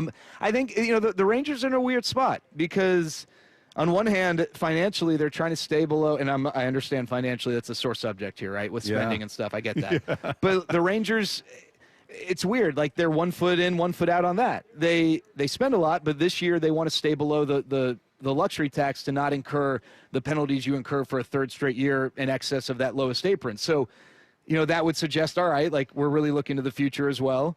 And you got guys like Wyatt Langford and Josh Young and Evan Carter, who are young and under control. Again, I mentioned, Sebastian Walcott is one of the top prospects in baseball who will probably arrive next year. And that suggests a little bit of a future look. But then Jacob deGrom, Nathan Eovaldi, Corey Seager, Marcus Semien, these guys aren't getting any younger. So they definitely are this year, I don't want to say they're chips all in, but Chris Young's, who's now the president of baseball operations, former Mariner pitcher. And he loves it here. He's got great memories. He loves talking about Seattle. But he's super aggressive, right? And he and I love this about him. He kind of has the mindset of, we'll figure it out. Hey, if we've got a chance, we're going for it, and we'll figure out next year in the offseason, right? So I don't think it's we're on the cusp of just totally cratering and it's got to be now or never. You could kind of make an argument for both. But I do think that if come July they are as expected to be, right in the thick. I think they'll be aggressive. The only question that we all have is if they are going to stay below this luxury tax apron, they don't really have a lot of financial wiggle room to take on money. And so if they're going to add salary, they're going to have to figure out how to get rid of salary. And that's not, as easy when you've got good players who have the salaries and you can't just, cast them aside. Jared, what's the view from, from your perspective and just in with the Rangers, Julio Rodriguez? We talk about him so much. Yeah, I mean, it's like you paid him a ton of money, and he should be a superstar. Lots of people are complaining he's not a superstar, and we're kind of like, I think we said yesterday, he's a star, but maybe not a superstar. Yeah. What's your view? That's a great question. I think about him more than I probably should. Like I don't because and last year he was awesome against us. I think he had 19 RBIs against us. I think there's only one other player who had more RBIs against a single opponent in all of baseball last year than Julio's 19 against us. And we've seen him at his best, but I've also seen him where he's just kind of an auto out, And what's weird about Julio, and it's interesting because I think it reflects in the lineup. There's a lot of swing and miss in the lineup, in the Mariners lineup, and there's a lot of swing and miss in Julio. What's so curious to me is that there's a lot of swing and miss in the strike zone. Teams that typically swing and miss a lot, they chase a lot. Yeah. Last year's Mariners team didn't chase. They were one of the most disciplined teams. They just couldn't hit the ball when it was thrown in the zone. They're not covering fastballs. Yeah. And Julio on the outer third, I mean, I don't mean to nerd out here, but like he is, it's bad. And so what's so confusing to me is like the Julio we saw his first year where it's like, wow, this is going to be fun. And from the Rangers standpoint, this is going to be a problem. Right. It hasn't gotten back there. And then I don't know what to make of like his slow starts and his numbers pre and post All-Star break in his career are like incredibly enigmatic. I don't understand. Like I get it. Maybe 1 year you get off to a slow start, but like the way he just kind of turns it on around July 1st and is great the rest of the year. And it's like when you play golf, you might suck for 17 holes, but like that 18th hole, you like just totally nail your drive right down the fairway, and you're like, I can do this. Like I can't wait to play again because I can drive it, I can hit it in the air forward, and then great approach, and then you two putt, and you're like, this sport's great. Let's play another 18. Easy. Yeah, he's kind of done that, but I think he is still so young, and I'm not around him enough to know about the work ethic and the commitment. The one thing I'll say, and I don't know, like. I think this translates sport to sport. I mean, we had Adrian Beltre. I know he was a Mariner, so I'll use him as an example. The reason that guy was so good into his 30s, mid and late 30s, was like that guy had an insatiable work ethic. And the reason I think the Rangers were willing to bet on Marcus Semien, same thing. And Corey Seager, like Corey's commitment to hitting is unbelievable. And I'm not saying Julio doesn't have that. I don't know. I'm just not around him. But like I know that. And I hate to use Felix as an example, but like, did Felix have that? Is that a part of why Felix tailed off at such an early age? I don't know. Is he? And I think that sometimes athletes can get away with it. Other times they can't. But like, I think for me, to add the super to Julio, you need that work ethic. Yeah. Right? Yeah. Last one before we let you go. When do you stop referring to a player as being young? Because I've said, I'm not calling him. Yes, in life he's young. He's 24. It's his fourth season. I'm kind of done. It feels like a fallback. Like, well, yeah, he's not doing this, that, or the other. Well, he's young. I'm kind of done with that. That's fair. I think that's an interesting question because I think what's fascinating about the sport, like in the NFL, if a guy like his first 4 years, I mean, maybe it's like a linebacker who fits the right system, like a Devondre Campbell, all of a sudden popped in had a good year with the Packers. He fits so well in that system, but like. The Geno Smiths of the world, that's like the exception where you just kind of suck for the first part of your career, and then all of a sudden you're like a usable player again in a premier position. Right. But in baseball, like we see guys who randomly figure it out later. I don't know. That's a good question. I will say, to your point, you would have hoped that 4 years in, like that sophomore slump would have gone. It seems like he's still in a sophomore slump at times, or he's like fighting it, right? So. Yeah. And the curious thing with baseball is like at some point you got to make and I guess they've made a financial decision, but for some guys you've got to make that decision, and maybe it just doesn't happen with your organization because they don't figure it out soon enough. But the Rangers kind of had that with Cole Reagans. Now he had some injuries that contributed, but at some point they had to make a decision. They did, and he's popped with the Royals. They didn't have that when he was there. You know, now maybe they didn't draw it out of him, but that's a good question. I don't know. I just know that it's so tough to give up on a guy like that. But is he? I'm guessing. Just if I can, I know we probably have a break and sponsors are gonna hit me. But like, are you guys fed up with him? Are you like? No. We're okay. No, it's a lot of our listeners and fans are like, anytime he's referred to as a superstar, you'll immediately get the blowback. He's not a star. He's not a superstar. He doesn't do this, or this, and it's becoming tougher to argue that point. Sure. Like, you know what? You're right. He doesn't do this well. He's not consistent, but he's shown for stretches 6 weeks amongst the best players in the game, and at times maybe the best you've seen. Yeah. I mean, just doing things at the plate on a consistent level. You're going, well, where was this the first 3.5 months of the season? Well, the thing Jared brought up too is the work ethic thing. We don't really know about that, right? I mean, he's always in great shape. Yeah. And, you know. Yeah, we see him out here working. Yeah. But how does it compare to everybody else? I don't know. And this is not a shot at Seattle. I love Seattle. I think if they were willing to spend money, I think players would love to come here. But maybe position players, it'd be a little tougher to convince just because of the ball. I don't know. But, like, you got that guy, right? And it's tough to – it's not like free agents are lining up, or it's not like the front office is writing blank checks to free agents, right? And so you got that guy, and I think – I don't want to say you have to put all your eggs in that basket, but they kind of already did. Yeah. And guys, I would still bet on him. I mean, I really would. It's so perplexing to me that he's got certain shortcomings that belie some of the numbers he puts up and some of the things he's capable of doing. Yeah. Right? Well, we saw that in that new Red Sox documentary, the scouting reports they were showing on that, and when they were talking about him, they were saying, like, he likes everything middle. Yeah. Middle. He can't hit anything else, is what they said. Which is weird, right? It's like, and whoa. I saw that. I went and looked at, like, some of the – it's kind of true. Yeah. Well, you talked about the outer third. Yeah. part Well, of it out. especially, off speed low and away was his kryptonite last year. Yeah. So we'll see. Hey, man, awesome to talk to you in thanks, person. guys. Appreciate it. Thanks, man. Anytime you want to commiserate on Astros hate, I'm here for you. Well, I just appreciate it. I was so fired up on whatever day, Wednesday, the comeback. I mean, that's awesome. Like, anything to take to those guys. Yeah. Screw them. Yeah. I'm with you. See you guys. I appreciate it. Appreciate it, man. Great meeting you guys. There you go. There's Jared Sandler. I didn't think we'd ever meet anybody that hated the Astros more than Bob. Well, he lives in the state. He's got to deal with their fans probably. There you go. They're awful people. It's just there's just nothing good coming out of there. So he's got it tougher than I do.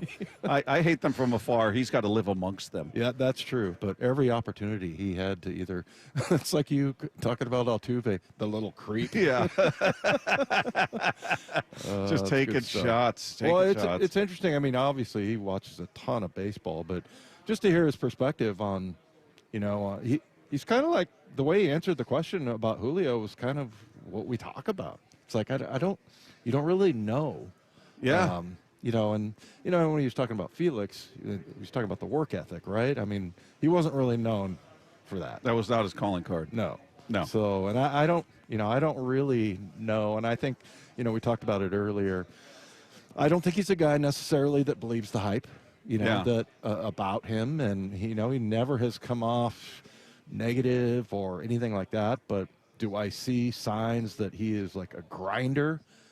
No, but maybe he does. Maybe he does work, behind the scenes. And we I would say, with Felix, we'd heard things about work ethic or lack thereof. With Julio, I've actually heard the opposite, that maybe it's too much, that maybe he's pressing. He's always pressing. Yeah, I think there is a sense of, I am the face, I am the one they paid, I am the guy they market. I got to live up to that. And, we've always talked about trying harder in baseball will often work against you. Yeah. You can't run faster, and I'm gonna swing this bat so hard. And you're up there just grinding that bat into sawdust up there.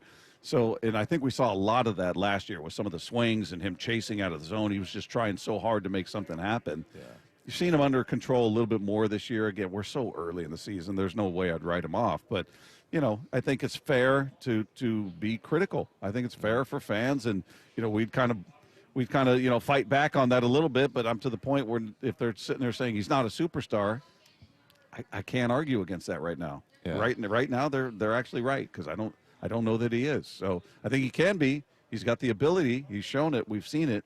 But, part of that is being that guy when you need him most throughout a season. All right, coming up, one pre-draft process has changed for the Seahawks in recent years. We're going to get into what that's all about coming up next, live from Edgar's Cantina at T-Mobile Park. It's Wyman and Bob. This is Seattle Sports on 710. Now that's how you walk that talk, am I right? 3-2 on the way, and it's high and inside. A bases-loaded walk-off walk. The Mariners pull out their best win of the season. You just need those guys to be who you expect them to be. Rosarena, monster game. It is grand salami time. Is it the spark the M's needed? Find out tonight with a first of 3 against the Rangers. First pitch at 6:40. Pregame at 5:30 after Wyman and Bob on the home of the Mariners, Seattle Sports, and the app. Homeowners, we all know how important the roof of your home is, right? And we all know how expensive it can be to fix it. So you want to get out in front of any problems that may be existing up there that you're not aware of, because if you're like me, you don't get up on your roof. I don't. I've never been on my roof, and I don't anticipate ever doing that. So if you're like me and you don't get up there, you don't know what's happening, get it looked at. Get Asset Roofing out there to do a quick inspection for you. I've had them do it a couple times on my roof. Just had them do it a few weeks ago. They came out, took a look, got there on time. Actually got there a little earlier than they said they were going to. Got up there, took pictures, did some moss removal, unclogged a downspout, sent me a very detailed email with all of their recommendations. Here's what we did. Here are a couple of spots to keep an eye on. They sent pictures, and here's what you're looking at down the road. And it was just something that gave me peace of mind, knowing I'm getting out in front of any potential big problems or big expensive problems. So if you're like me, you don't know what's happening up there, give Asset Roofing a call. Get them out there. They're the best in the business. They've been doing this for over 2 decades, and they actually live up to their word, which unfortunately is unique in this business. Also, if you know what's happening and you know you need a repair or you need a roof replacement, even better. They've got you covered on all of it, from traditional roofs to metal roofs and everything in between. You're either hiring a liability or you're hiring an asset. Head to assetroofingco.com. That's assetroofingco.com. Comcast Business helps turn today's small businesses into engines of modern business. It's how restaurants become reliably up and running neighborhood favorites. How retailers become seamlessly restocking, cyber-securing, must-visit shops. And how healthcare offices become the data managing caregivers that we all depend on. With reliable connectivity, enhanced cybersecurity, advanced fiber solutions, and Wi-Fi backup, Comcast Business is powering the engine of modern business. Powering possibilities. Now through April 21st, new customers can get started with 150 megabit internet and security edge for $49.99 a month for 12 months with a 2-year agreement. Plus, ask how to get a $500 prepaid card on a qualifying internet package. Call today. Restrictions apply. Not available in all areas. Requires enrollment in paperless billing and automatic payments with bank account. Equipment, taxes, and other fees extra and subject to change. Early termination fee applies.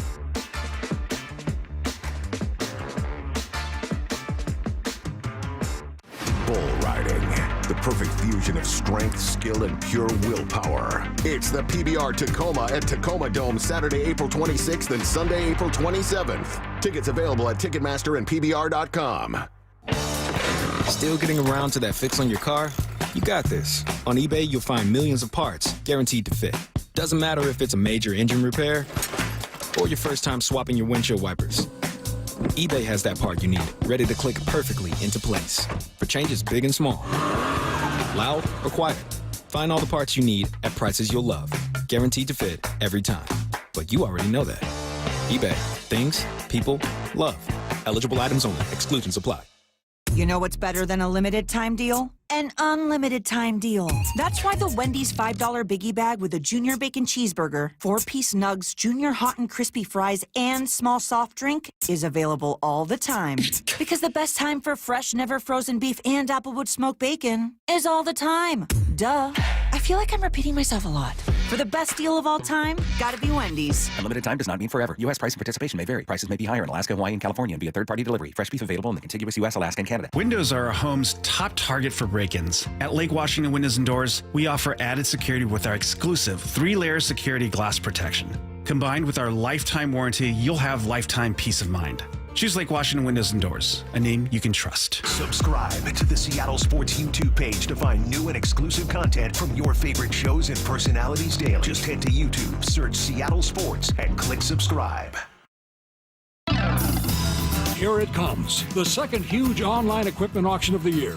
Produced by the James G. Murphy Company. Bidding is underway now and closes at 10 a.m. Wednesday the 17th. Over 800 items are on the block, including heavy equipment, trucks, and logging gear, including a 2016 Link Belt 210 XT TLN log loader, a 2014 CAT 320 DFM log loader, and a 2014 Komatsu 931.1 forwarder. If you're looking for construction equipment, we got 16 excavators, 5 wheel loaders, 4 backhoes, and 2 pavers. Plus, there's a great selection of 12 late model dump trucks, including 5 Peterbilt 367s from model year 2013 to 2020. Check out all this gear in person during inspection days, 8 a.m. to 4 p.m. Tuesday the 15th and Wednesday, April 16th at our Marysville location. Bidding is underway now. For pictures and all details, check out murphyauction.com. That's murphyauction.com.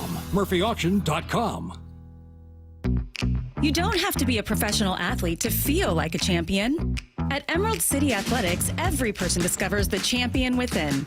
If you're setting personal records, tackling your daily goals, or aiming to be your best self, Emerald City Athletics will help you feel like the champion of your life. That's why they were voted the best in the Pacific Northwest. It's not just about fitness. It's about empowering you to step into your full potential so you can become your best self and feel the best you've ever felt. Each day at Emerald City Athletics is an opportunity to rise, to push beyond what you thought was possible, and to become stronger inside and out. Train for a goal, build confidence, embrace a healthier lifestyle. Emerald City Athletics will help you achieve greatness and find the champion within. Check out Emerald City Athletics today with a free 29-day pass, available now for a limited time. There are gyms, and there's Emerald City Athletics. Come discover the difference.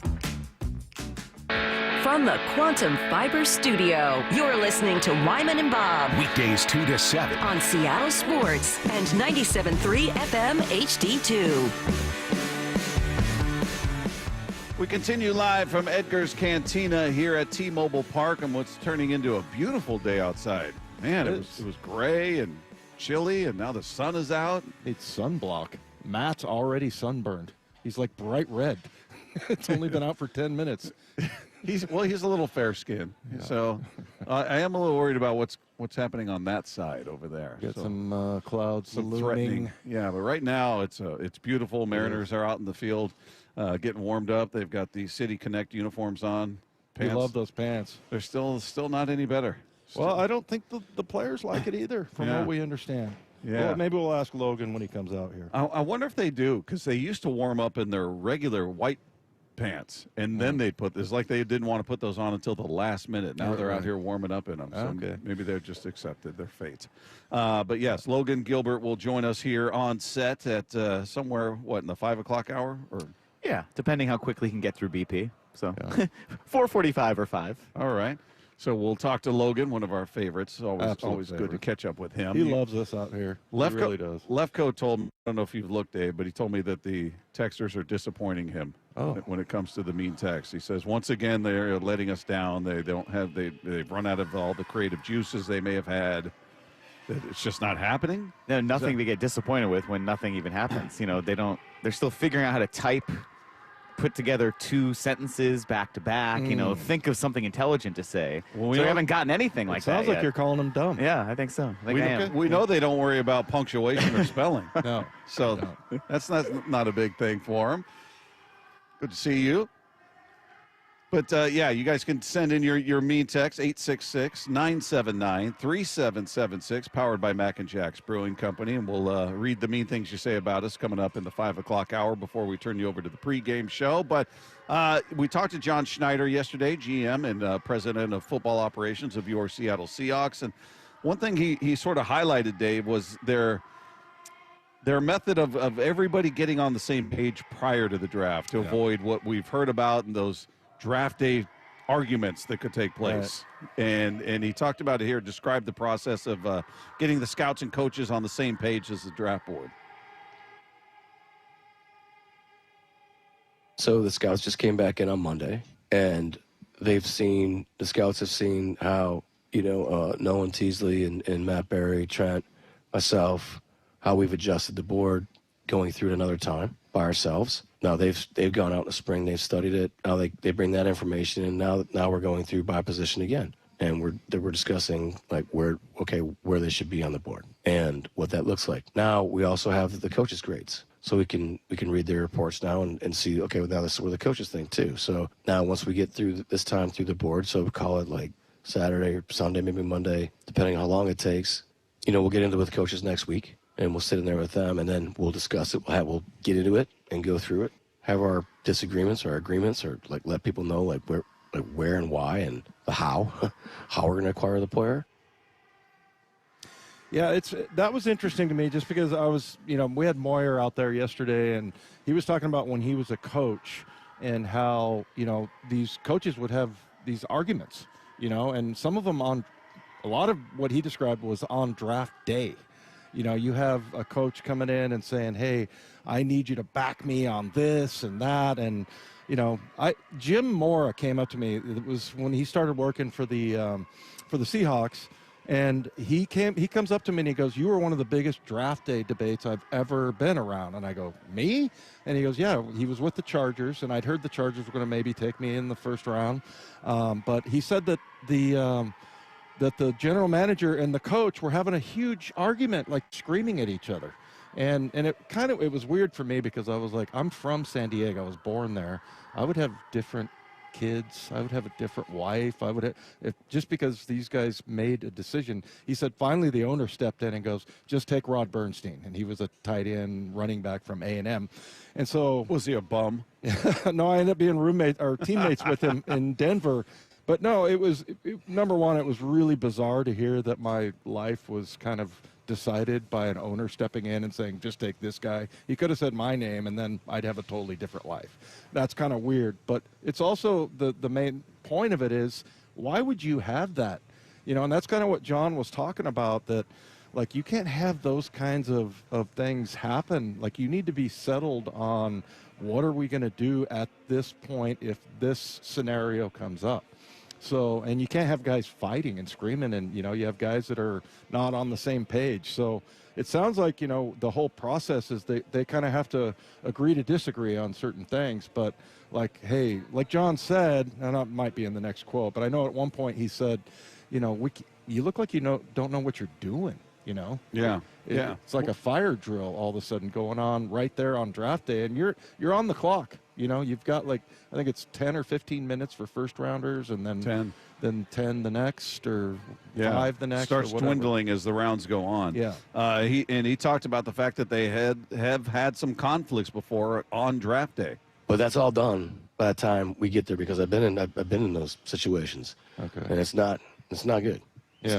not a good situation. It's I mean, you look like you don't know what the heck you're doing. And so you want to have it all done and just be able to prepare for the strategy of what's happening, right? You don't want to be like, call it a game, your game plan sheet, you see the big offensive game plan sheets. You don't want to be sitting there like creating a game plan sheet during the game. You want to have that all buttoned up and be ready to go, and this is what our 3rd and 6 call is going to be, and here we go. When you have those little like side meetings and like little sidebars and stuff like that, that's where stuff gets off the rails. I'm not going to say it hasn't happened, in the past year, but 98% of the time we're like, this is what we're doing, and we're our 15th or 16th draft, and we've been in situations where we've almost got a little off kilter, and then it's like, no, this is the way we have the board. We're staying with it. We talked about this before.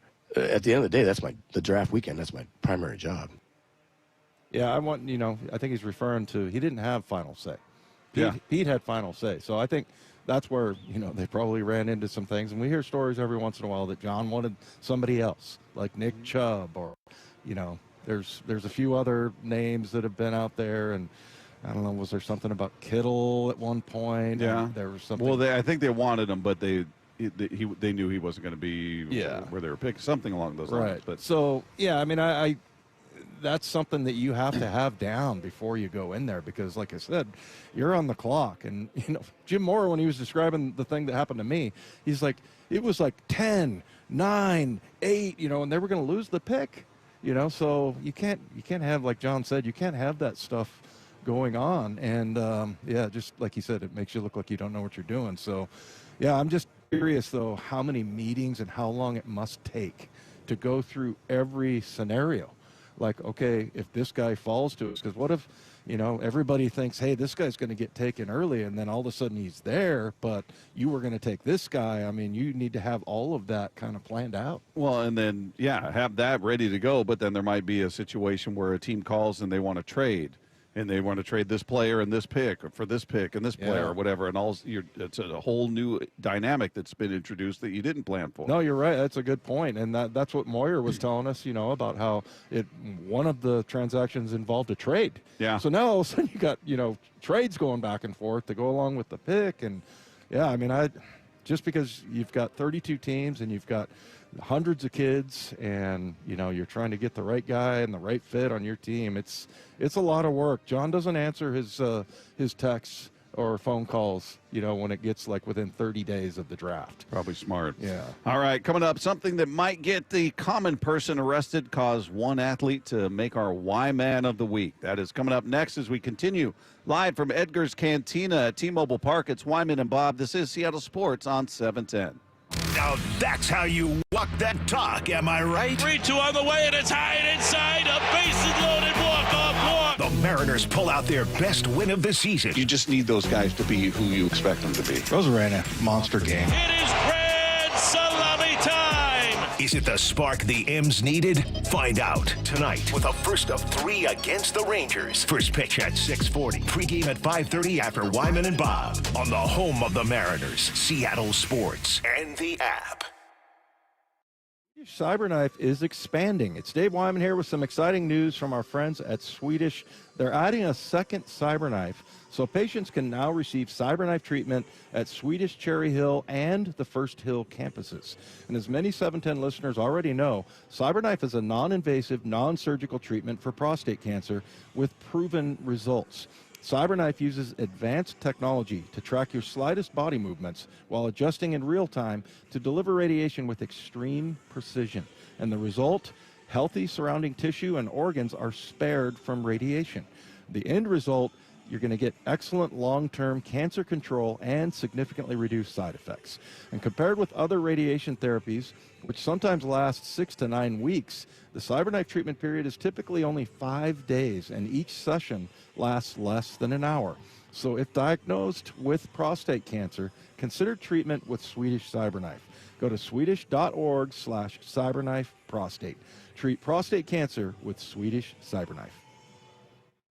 Pizza Hut's fan favorite Cheesy Bites pizza is back. For just $15.99, get a large pizza with 28 pullable, poppable, cheese-filled bites. Plus the new Ranch Lovers Flight with ultimate chipotle and pepperoni ranch dips. Order now at pizzahut.com. We meet by accident, fixing every last bit, Accurate Auto Body. If you've been in an auto accident, you have the right to take your vehicle to any repair facility. Accurate Auto Body has been family owned and operated since 1994, and they work for you, not your insurance company. Your insurance company may not love them, but you will, because we meet by accident, fixing every last bit, Accurate Auto Body. Need a new roof now? With State Roofing and Exteriors, you can get started with 0 down, 0 payments, and 0 interest for up to 24 months. That's right. Protect your home now and pay later. Call 866-ROOF-ROOF or visit stateroofing.com today. Springfest at Lowe's means can't miss savings for your home and lawn. Right now, buy 3 bags, get 3 free on Miracle-Gro 3/4 cubic foot all-purpose garden soil. Plus, buy 2, get 1 free on select exterior paint and stain via mail-in rebate. Lowe's, we help, you save.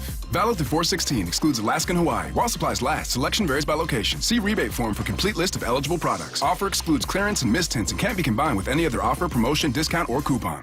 Hey, Green Gobbler here. So you've got a clogged drain in your bathroom. Water in the sink's overstaying its welcome. You're spitting today's toothpaste on top of yesterday's toothpaste. You hope that it go away. Yeah, clogs don't just go away. I make them go away. I'm Green Gobbler, the only clog dissolver you need. I'm bleach-free, safe for your pipes, and I work. Guaranteed or your money back. Because I never met a clog that was gonna unclog itself. Green Gobbler. Let the gobbler get it. Bonneville International radio station contests are open to participants 18 years of age or older that are residents of Washington State unless otherwise specified. Employees or agents of the station, Bonneville International Corporation, other area radio stations, or any entity associated with the contests are not eligible to win unless the station otherwise specifies at its own discretion. Persons who have won in the last 60 days from a station contest or event may not be eligible. Full general contest rules are available on seattlesports.com or in person at the station during regular business hours. 4 down territory, going inside the game with Michael Bumpus. I like this. More quarterbacks should start doing this. Every day at 11:15 and 1:15 on Bump and Stacy. We've all been there. Sleepless nights, mind racing, wondering if your business's security service is really protecting what matters. At Bay Alarm, we can put your security insecurities to bed. Video security, burglar alarms, fire alarms, access control, 24/7 monitoring, and more. Our advanced technology and personalized support ensure you can rest easy, knowing we're here for you, your people, and your business. Visit bayalarm.com to talk to a local security expert. Bay Alarm, we got you.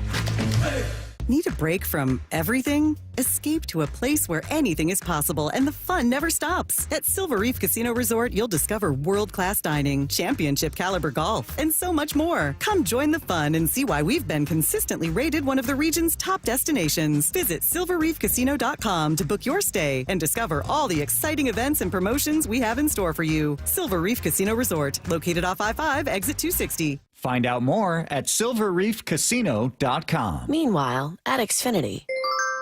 So, influencer life going well? Oh, yeah. I'm up to 32 followers. Oh, that's something. Yeah, posting my tap dancing videos is easier than ever because we engineered Xfinity Internet with 99.99% network reliability. Plus, Xfinity Mobile with Wi-Fi Power Boost gives you ultra-fast Wi-Fi at home and on the go. But wait, tap dancing? You don't tap dance. Hey, what I lack in skill, I make up with passion. Do more of what you love and love how fast you do it with Xfinity Internet and mobile. And now through April 21st, get 300 megabit Xfinity Internet and 1 unlimited mobile line together for $25 a month for 1 year and save $1,000 in your first year over Verizon and AT&T. Learn more at Xfinity.com. Requires paperless billing and autopay with stored bank account. Restrictions apply. Equipment, taxes, and fees extra. After promo, regular rates apply. Savings compared to Verizon 5G Internet plus 1 unlimited welcome line and AT&T Internet 300 plus 1 unlimited starter SL line. Xfinity Internet required. Actual speeds vary. Reduced speeds after 30 gigabits of usage per line. Data thresholds and actual savings vary. Why, man? Why? Lunch has been canceled today due to lack of hustle. Deal with it. He's a habitual line stepper. What were you thinking? What are you doing? Why are you the way that you are? It's the Why Man of the Week.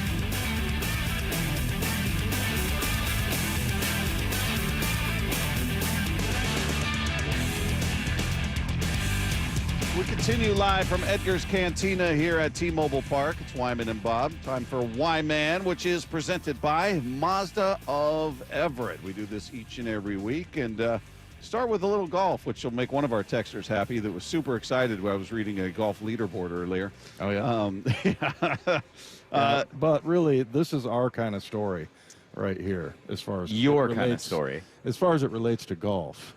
Yeah, so apparently during the first round of the Masters yesterday, golfer Jose Luis, how do you say his last name, Ballester?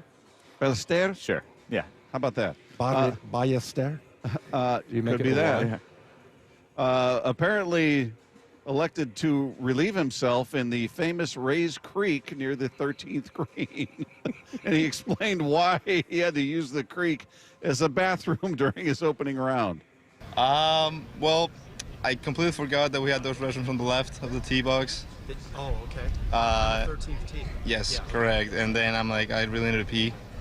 Didn't really know where to go. And since JT had an issue around the green, I'm like, okay, I'm just going to sneak here in the river. Probably the people would not see me that much. And then they clap for me. Probably one of the clubs that I really got today, like real loud. So that was kind of funny. Concerned that there might be any blowback from that at all? Or, I mean, obviously, they did see you, right? Yeah, they saw me. They saw me. Yeah.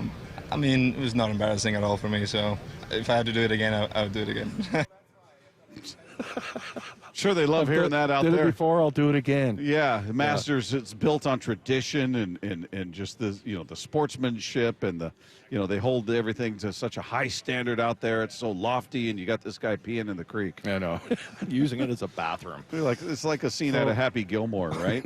He's playing. He finds his way into the Masters, and he's relieving himself in the famous Rays Creek. It's just kind of funny to me. It's like such hallowed ground, and he's like, "Oh yeah, you know what? I pee on you." Yeah, okay? Basically, and I would do it again. Yeah. So, and I'll do it again. So, yeah, I mean, sometimes you got to go. I guess he didn't, he's probably a little nervous, didn't really log in his brain where the restrooms are, which is a rookie mistake and I always do. I always know where the closest restroom is, Bob. Is that part of the game plan in any unfamiliar setting? Yes, and sometimes when you are at a golf course, it's in the trees somewhere. Yeah. So, I was telling Mike a little story about Dave Craig and how I had to go to the bathroom one time and went off into the woods. And he's like, "What are you doing here? This is a country club." And I'm like, "Well, I got to go." So, yeah. I can go there or in my pants. Yeah. I don't know.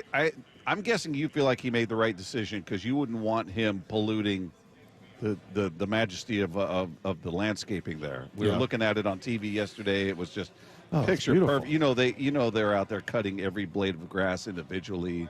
They're trimming all the shrubs and the flowers and the bushes. I think you would be much more bothered with him going there. If they came and looked at my yard, they might say, "You can't even mow the lawn here."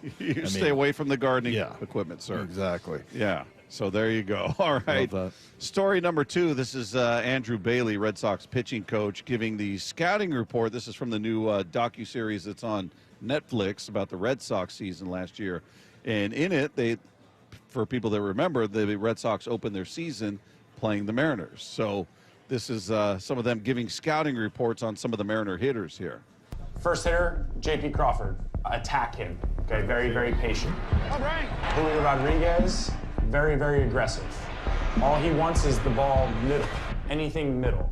Cambio middle, slider middle, that's all he can hit. Polanco, he's a good fastball hitter. Changeup's great anytime. He wants fastball, so just pick and choose your spots. Garver, very, very passive hitter. Two-seam anytime.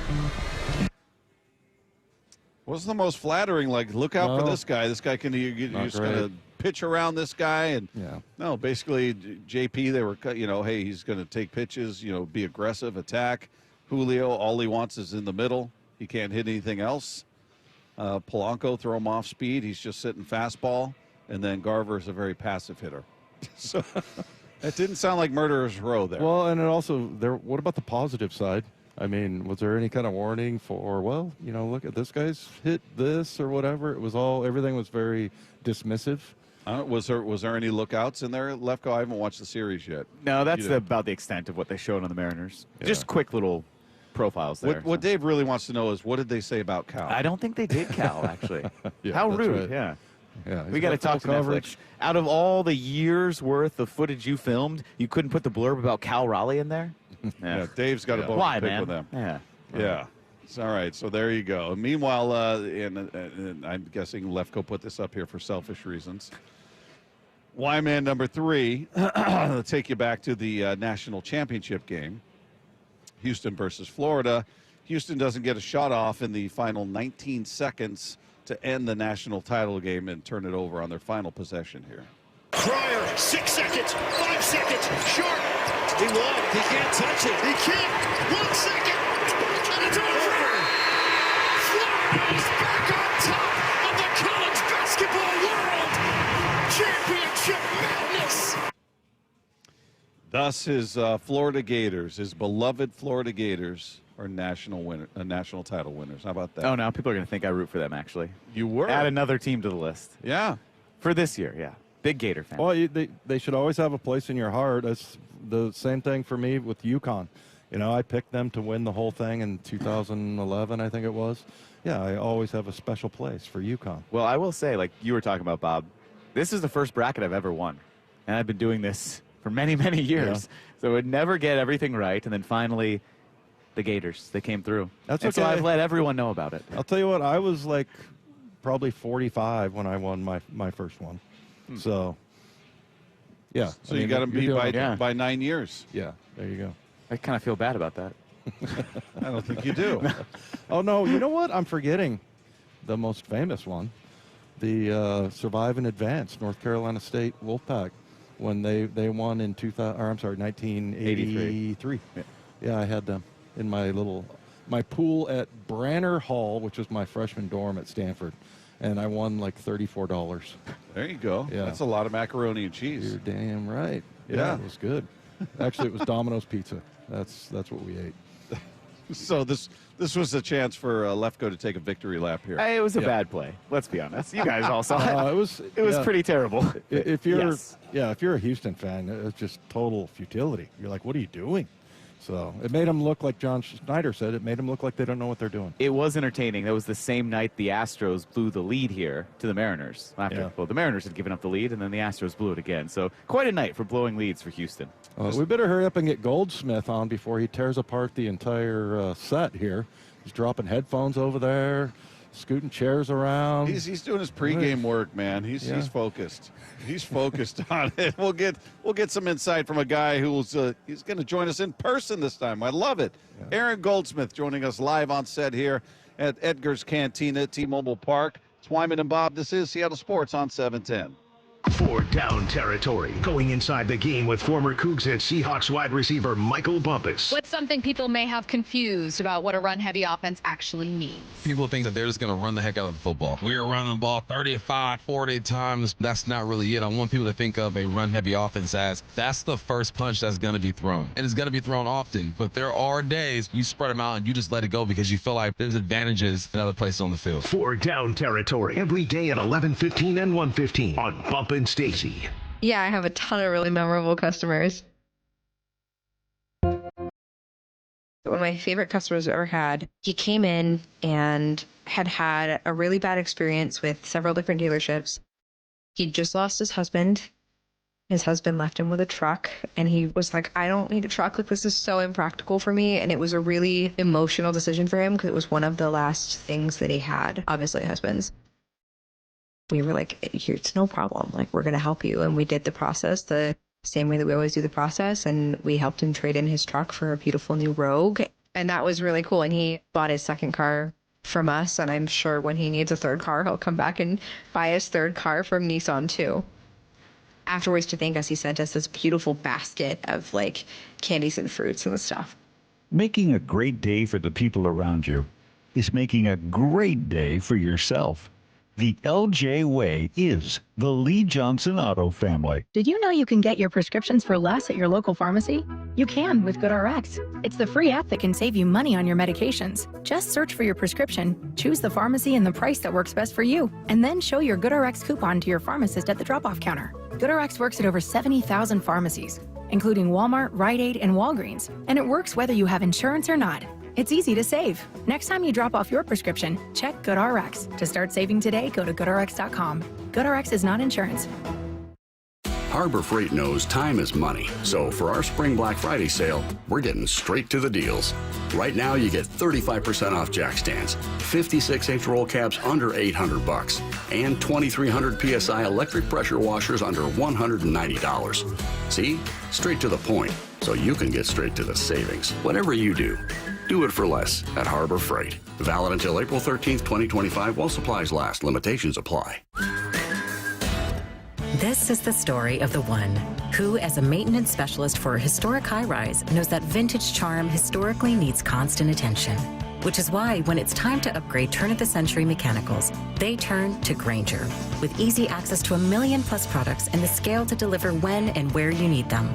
The right tools and supplies are never far away. So the one can keep that vintage building running like new. Call, click Grainger.com, or just stop by. Grainger, for the ones who get it done. This is an important announcement to anyone facing $10,000 or more in back taxes to the IRS or state. Struggling taxpayers can now take advantage of special tax relief programs that could resolve your tax problem, stop collections, and significantly reduce the amount you owe if you qualify. Get the relief you need today during these hard economic times. Call Community Taxes Relief Hotline now at 800-741-3179. That's 800-741-3179. This is the story of the one who, as a maintenance specialist for a historic high-rise, knows that vintage charm historically needs constant attention. Which is why when it's time to upgrade turn-of-the-century mechanicals, they turn to Grainger. With easy access to 1 million-plus products and the scale to deliver when and where you need them. The right tools and supplies are never far away. So the one can keep that vintage building running like new. Call, click Grainger.com, or just stop by. Grainger, for the ones who get it done. Hey, fellow Gen Xers, it's Elizabeth Banks. Big news! The recommended age for pneumococcal pneumonia vaccination has been lowered to 50 and older, even if you're healthy. It's up to us to lead the charge. After all, we gave the world the internet. We're trailblazers. Let's lead the way again because we are at over 6 times greater risk for pneumococcal pneumonia. Gen X, this is our shot. Head to vaxassist.com and schedule today. That's vaxassist.com. Sponsored by Pfizer. Quarterback Jordan Love isn't just on Green Bay's team. He's also on the American Family Insurance team. Because like us, he believes in dreaming fearlessly. Just chase your dreams and don't let nobody hold you back. And we help protect those dreams with the right coverage so you can dream fearlessly. American Family Insurance. Get a quote and find an agent at amfam.com. Products not available in every state. American Family Mutual Insurance Company, SI, and its operating company, 6000 American Parkway, Madison, Wisconsin. The sports calendar is heating up, and with ESPN Bet Sportsbook, you can go from checking news and stats to placing bets in just a couple of taps. Stream games, bet live, and get exclusive offers when you link your ESPN account. Right now, you can get $100 in bonus bets when you make your first $10 wager. Download the ESPN Bet app and sign up with promo code JOEQ to get started today. That's JOEQ, Joe Q. Must be 21 plus. Gambling problem? Call 1-800-GAMBLER. Terms and conditions apply. See app for details. Offer not available in New York. Let's go! This is Seattle Sports. Streaming through the Seattle Sports app. KIRO AM Seattle. KIRO FM HD2 Tacoma. Home of the Seahawks, Mariners, and everything Seattle sports. Seattle Sports Snapshot. Taking a look at your baseball scoreboard right now, bottom of the third in Cleveland. No score between the Guardians and the Royals. They're in the bottom of the first in Cincinnati with the Reds out to a 3-0 lead on the Pirates. A rain delay happening in New York, so they're in the top of the first, Giants and Yankees, and that one in a delay. Games yet to come. Braves are on the road taking on the Rays. It'll be the Nationals in Miami taking on the Marlins. White Sox playing host to the Red Sox. Astros hosting the Angels. Tigers on the road to take on the Twins. Phillies in St. Louis to face the Cardinals. Padres hosting the Rockies. Diamondbacks and Brewers get together in Arizona. And out here it'll be obviously the Seattle Mariners playing host to the Texas Rangers. Game 1 of the 3-game series. Bryce Miller on the hill for your Seattle Mariners facing off against Jacob deGrom. You'll catch all of the action right here. Seattle Sports on 710 beginning at 5:30 with the pregame show. 6:40 first pitch. Snapshot brought to you by Miller Lite. When it's game time, it's Miller time. This hour is serviced by the Lee Johnson Auto family. From the Quantum Fiber Studio, this is Wyman and Bob On Seattle Sports. Streaming live on the Seattle Sports app and at seattlesports.com. Now, here are your hosts, Dave Wyman and Bob Stelton. We are live at Edgar's Cantina here at T-Mobile Park with Wyman and Bob. Seattle Sports on 710. A beautiful sunny day, a perfect day to have this man on set with us. He's out here properly attired with the sunglasses, some sunscreen on. He's ready to go. The one, the only Aaron Goldsmith is here. How are you, man? What's up, guys? Good to see you. I think Nelson's going to get fried in about 5 minutes. I mean, he must look... He's already pink. He must look terrible the day after you guys do these. He's already turning a shade of pink over Yeah, there. he's also going to SeaTac next to direct air traffic with this headset that he's look wearing. at him. He's already bright red. I can't tell you. I was looking forward to seeing you guys, but Matt Nelson might be my favorite person in Seattle, so it's great to see Matt. Everybody loves Matt. That's the greatest. You know, can I tell you in all seriousness? He's the single greatest person at what he does on Mariners radio. Yeah. There's not a single better board op than Matt Nelson. He Aaron, really you have hates really that. bad taste. He does hate it. I'm telling you. And the funny thing is, he doesn't even like baseball. He doesn't like sports. No, actually, I would say like when you start to filter down, there's not a whole lot that's on like the like column for Matt. Movies, TV shows. The other thing is, he doesn't like me. No. Yeah, that's for sure. He makes that clear. Yeah, but he's the single greatest board op in the history of Mariners baseball. Don't you have like a game to talk about? So what do we take away from that Astros? Oh my gosh. The first winning series, the first series win and it came against the hated Astros, which is just delightful. But for them to do it in the fashion they did, I mean, talk about improbable. I mean, this is a team that the game before 1 for 19 with runners in scoring position, 19 strikeouts. They looked dead offensively, and they gave you 7 innings of the same the following game. Yes, not a lot changed. 2 hits, 2 errors in that game until 8th and 9th. It was a different team. So do you go, that's an aberration, that's an anomaly, or hey, guys are starting to relax and we saw it? How do you take in what we saw there? Yeah, it's the tough thing about baseball, right? One thing I've learned watching baseball for as long as I have is like sometimes there just isn't anything that you can explain, and it kind of just is. And the baseball's a really weird sport in that regard. And I think the Mariners were able to put together some really quality at-bats in the final couple of innings, and we can't take that away from them, and that should be noted. The Astros also walked a ton of batters in the last handful of innings. One of my takeaways from the series is the Astros just don't look nearly as scary as they once did. Now, they nearly swept the Mariners, right? I mean, or at least won the series. But I think the other takeaway, and it's a bigger picture, maybe not so much about the Mariners, but something to keep in mind this season and moving forward, is just how quickly things can change in this game. It's different than in football or even in basketball. I mean, it takes weeks for things to really change, for vibes to change, momentum to shift in the NFL.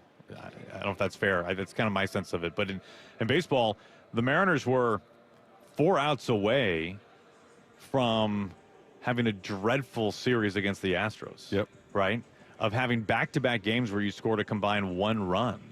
And instead, they pulled one out of the hat and they win the series, and now you're going up against what is right now a first-place Rangers team, and you've got a little momentum on your side for the first time. So it is wild. If you take 2 out of 3 against the Rangers and you win 2 series against the 2 teams that you're supposed to be in the thick of it within the division, all of a sudden it's like, man, and they're doing this shorthanded.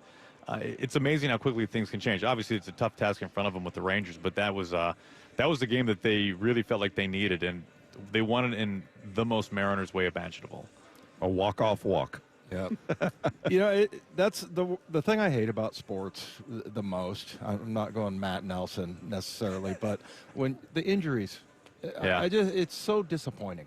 And I have to say, though, Victor Robles, the way that he ran after that ball and into the net and everything was really pretty awesome, that he never even thought to slow down, and it's he's a little nutty, right? I mean, we always talk about Devin Witherspoon. It's the same thing. Like, he's a little crazy, but like he's constantly in motion. But losing Robles, how big do you think that is? How big of a loss? That's huge. Yeah, I mean, it maybe isn't on the same level as Cal or Julio, but whatever your next tier is, I think he probably leads that tier off based on both the tangible and the intangible, right? The tangible is he's your leadoff hitter, and a very good one, who we've only see be truly awesome in a Mariners uniform.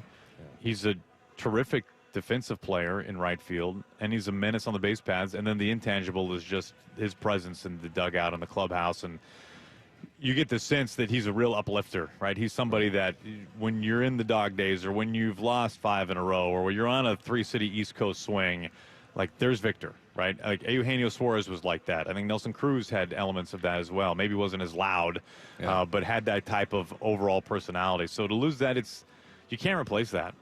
And I don't think anybody in that dugout or clubhouse believes that you can, but it's just how can we best kind of duct tape this thing over until he eventually gets back, which will obviously be some time. How do they do that? I mean, this is a team that we came into the season, I was saying, and talking to Dave about this team, they don't have any slack. They don't have the luxury of a deep roster. They don't have a 1 through 9 like the Dodgers. You lose one guy who's a contributor, it's a big deal to this lineup. You got, almost the entire lineup's hitting under 200 right now. So you lose somebody who was hitting well in Robles and Bliss, home run, a double, maybe he was going to start to be something offensively. Those are huge losses. So how do they In your opinion, is it better to bring somebody up? Do they go out, look at J.D. Martinez's name has come up a few times. I don't know what he's got left in the tank. He's 37. He'll be 38 coming up this summer. But what do you think is a realistic answer? Realistically, I think the stars of this team have to carry this team. And you hope for that, right? You hope for that regardless of the rest of the roster. But I think right now the spotlight shines a little brighter on Julio, on Randy, and on Cal. Because once you start getting in the bottom half of that lineup for the Mariners right now, it's really inexperienced and it's really thin. And Dan Wilson knows that.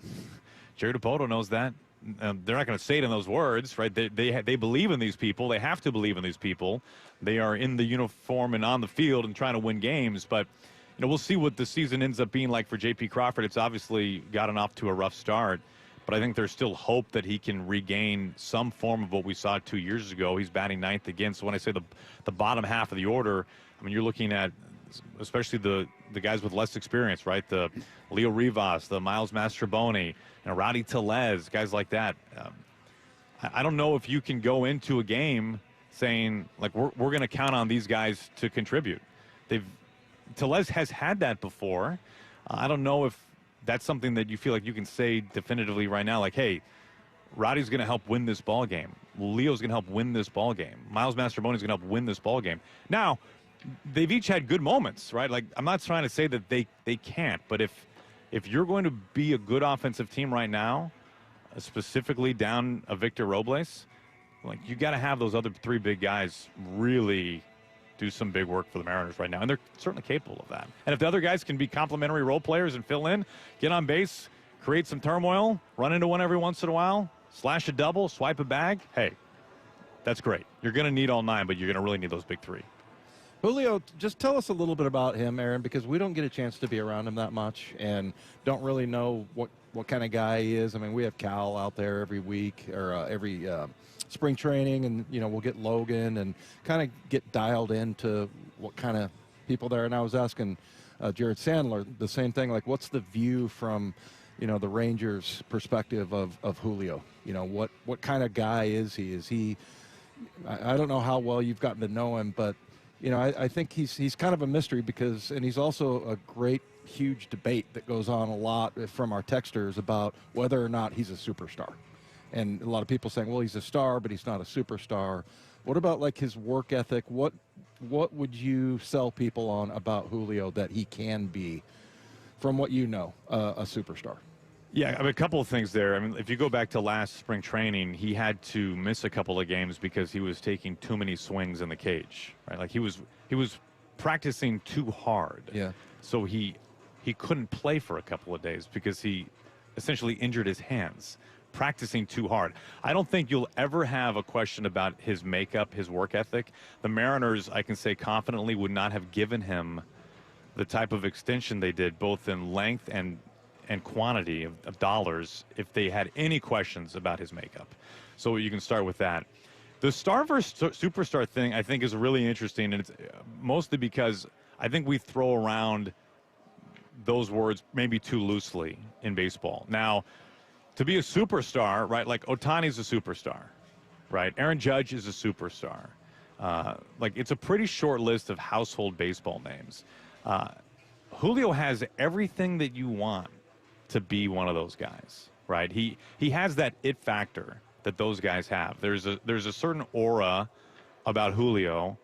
Some of it's just his physical makeup, right? Other parts of it is just how he plays the game, the tools that he has, the power, the speed. There's a certain flair there that comes with Julio that you don't get from certainly many people in this game.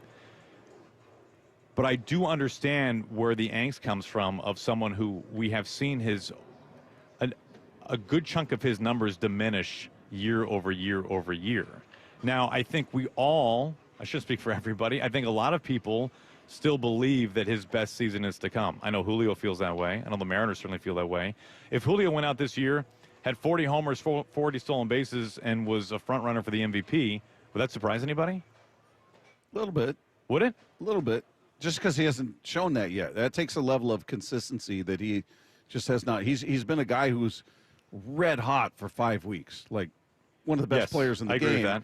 and then the rest of the year you're like, where's it at? Where's it at? So it would surprise me in that would take some being consistent or showing a level of consistency we haven't seen yet. Okay, I understand that. I guess I would counter that with 2 years ago he was 30-30. Right. So I wouldn't say 40-40 is a leap, but I can understand maybe coming off of last year in particular that would be a little surprising. But I think we could agree that he has that potential. Oh, the ability is there. Yeah, the ability. 100%. Yeah, and so yes, I think we, as maybe fans, as the industry, I think when Julio flashed as a 21-year-old and you saw how great he was in a 2020 season right away, you're thinking, oh, this guy, we tabbed him a superstar like right then, right? And then when he follows it up with a 30-30, it's like, man, this is only going north. It's only going up. And then last year was obviously a step back. He's not a superstar yet. I don't think you can say that based on his production. I think, and that's not a knock on Julio. There aren't many of those guys, right? But I do think he has that potential. Can he get there this year? Can he get there in 5 years? I don't know. Well, nobody knows, but I think it wouldn't surprise me if he did. But it's not an easy game. And if you look at his numbers compared to like Junior at this stage in their career, some of his numbers are better than King Griffey Jr. Right? It takes time. Yeah, it takes time, and we all want it right now, and the Mariners want it right now, and Julio wants it right now. But it's tough. Do you get the sense of urgency from the team to capitalize on what they have? And we've talked about this before with the rotation that you've got. By baseball standards, cheap right now, young, effective. It's not going to be that way for very long, and it feels like this is your window. You got to jump through it right now because it's not going to be there for very long. Do you get that sense? I get sort of conflicting messages, if you will. And I'm curious, you're around, these people much more. Certainly talking about the front office people around Jerry and Justin and ownership being around. Do you get that sense? I guess I can answer that by saying, if you're not going to win now, when are you going to win? That's a good question. If you're not going to win now with Cal and with Julio and with Randy, you got Randy for one more year. And with this rotation, when are you going to win? So we saw the rotation be very healthy last year by and large. Obviously, they're without Kirby now. You hope that once he gets back that the rotation settles in, and now you're off and running, right? And it's every 5 days, just like we saw last year. But there's no guarantee of that. Everybody knows that. Everybody in this building knows that. But if you're not going to win with that starting staff, with Andres Munoz as your closer, with guys like Matt Brash coming back, and truly a bullpen that I do think will continue to only get better this year because of health, guys coming back off the injury list. Gabe Speier looks great. Gabe Speier looks maybe better than he did 2 years ago. Velocity looks fantastic. It's nasty stuff. If you're not going to win now, when are you going to win? Yeah, this is it's what about the guy that's going on the mound tonight, Bryce Miller? And he's gotten off to it's not a rough start by any means, but it's 2 losses. He hasn't had a quality start yet. Did we cite pitcher wins and losses right here? Is that what we did, Wyman? What's that? Did we just cite pitcher wins and losses right there? We don't do that. Okay. Yeah, the 2 games that he pitched. But he hasn't pitched great relative to what we said. How Fair about enough. that? Fair enough. Yeah, but no, I mean, no quality start there, and he was a guy just so much expectation on him, and I'm not heaping any pressure on him. It's just that it's a little bit surprising, maybe, but I'll tell you what's. It is 2 games. I agree with that. However, what has surprised me about the 2 games is that he just hasn't thrown strikes like we have seen him historically. Yeah. And part of the reason why he was so dominant last year, I mean, he had the 9th best ERA in baseball a season ago. He was one of the best pitchers in the second half of the year, was because he's such a great strike thrower. And like all the Mariners starters, it's not just Bryce. He does it exceptionally well also. But his first start of the season, he was spraying the ball. Like, you just don't see like big misses. Ball out of hand misses. Easy take for the hitter misses. And his last start in San Francisco, he had not 1 but 2 days of extra rest because they had the built-in off day, and then they pushed everybody back because F. Castillo came in and started the first game. And it was kind of the same. So he had some comments after the game about how deep his arsenal is, his repertoire at 7 pitches now, and that he needs to get back to throwing his fastball. And I think how I interpret that is he needs to get back to locating his fastball. He showed us last year in spades that he can be more than successful with that arsenal. But the key to it was that he could locate it. He could throw it for strikes. And so that's what I'm looking for first and foremost tonight. Even if he gets knocked around a little bit, I just want to see him throw strikes again because that's what he has to do. Hey, last one before we let you go. Another thing we talked about before the season started was the defense. Yes. And when, there was a little concern. I was telling you I was a little nervous about what we were going to see on the infield specifically. And unfortunately, we've seen some of it. You know, we've seen some booted balls and some routine plays not made. What's the answer to it? Is it just time and working with Perry Hill? Is there an answer at third base you think is better than another? I know Polanco, they want to limit the damage and the wear and tear on him. He's, you know, right now he's not even hitting right-handed. And I don't know. And I wonder how much of that impacts him throwing. Yeah. The side injury, because we haven't, since the side injury became public, we also haven't seen him play third base. Right. So we've seen Dylan there, and he's gaffed a couple. Who's the best option at third, defensively speaking? I mean, I haven't seen Mastroboni there a ton. I would, because of that, I would lean Dylan, but I don't know. Maybe Mastroboni. This is not all of a sudden we roll out of bed on a Tuesday and it's like, oh my gosh, wow, look at that. Like they're really good now. It takes. I think there's probably a realistic ceiling there. Yeah. You know, I don't think that this infield will go from defensively maybe one of the worst in baseball to, oh my gosh, they're top 5. Like that probably isn't realistic. But with a lot of work and with Perry Hill, like they can improve because we've seen that happen with individual players. Right now, you just have a greater quantity of individual players that you're needing to see that from than maybe in years past. But it is an issue. There's no question. It is a shortcoming of this team right now, the infield defense. And Bliss was actually playing better than I thought he would defensively at second base. And that is part of that loss for sure, is what has been through roughly 2 weeks like a pretty darn good defensive second baseman. Yeah, he made some nice plays out there, which was great to see. Aaron, we love you, man. We appreciate you coming out here as always, and give Matt a big hug on your way out. I can't wait. He likes that. Oh, he loves it. I'm gonna get his Star Trek satchel and hug that too when I hug him. It's gonna be incredible. He's kind of a big satchel, isn't he? Yeah. Come here, Matt. It's time to go.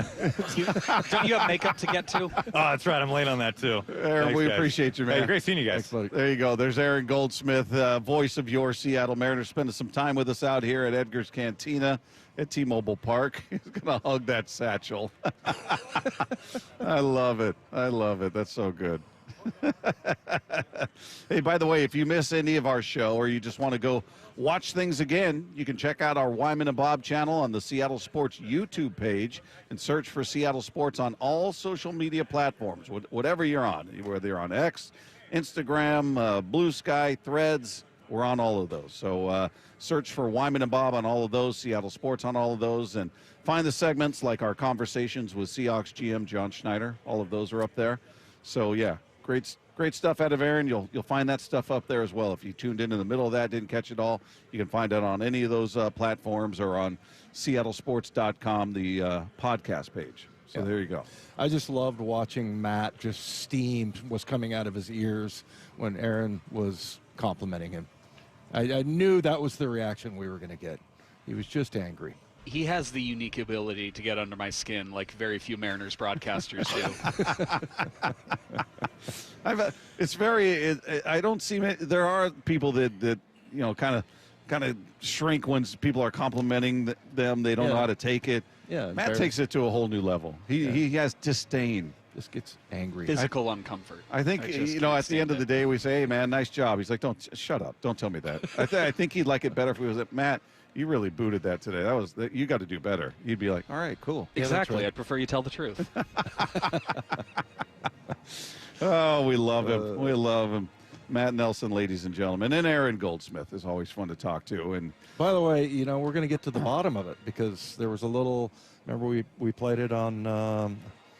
What did we sweeping the dial? I think when Goldsmith said something disparaging about me.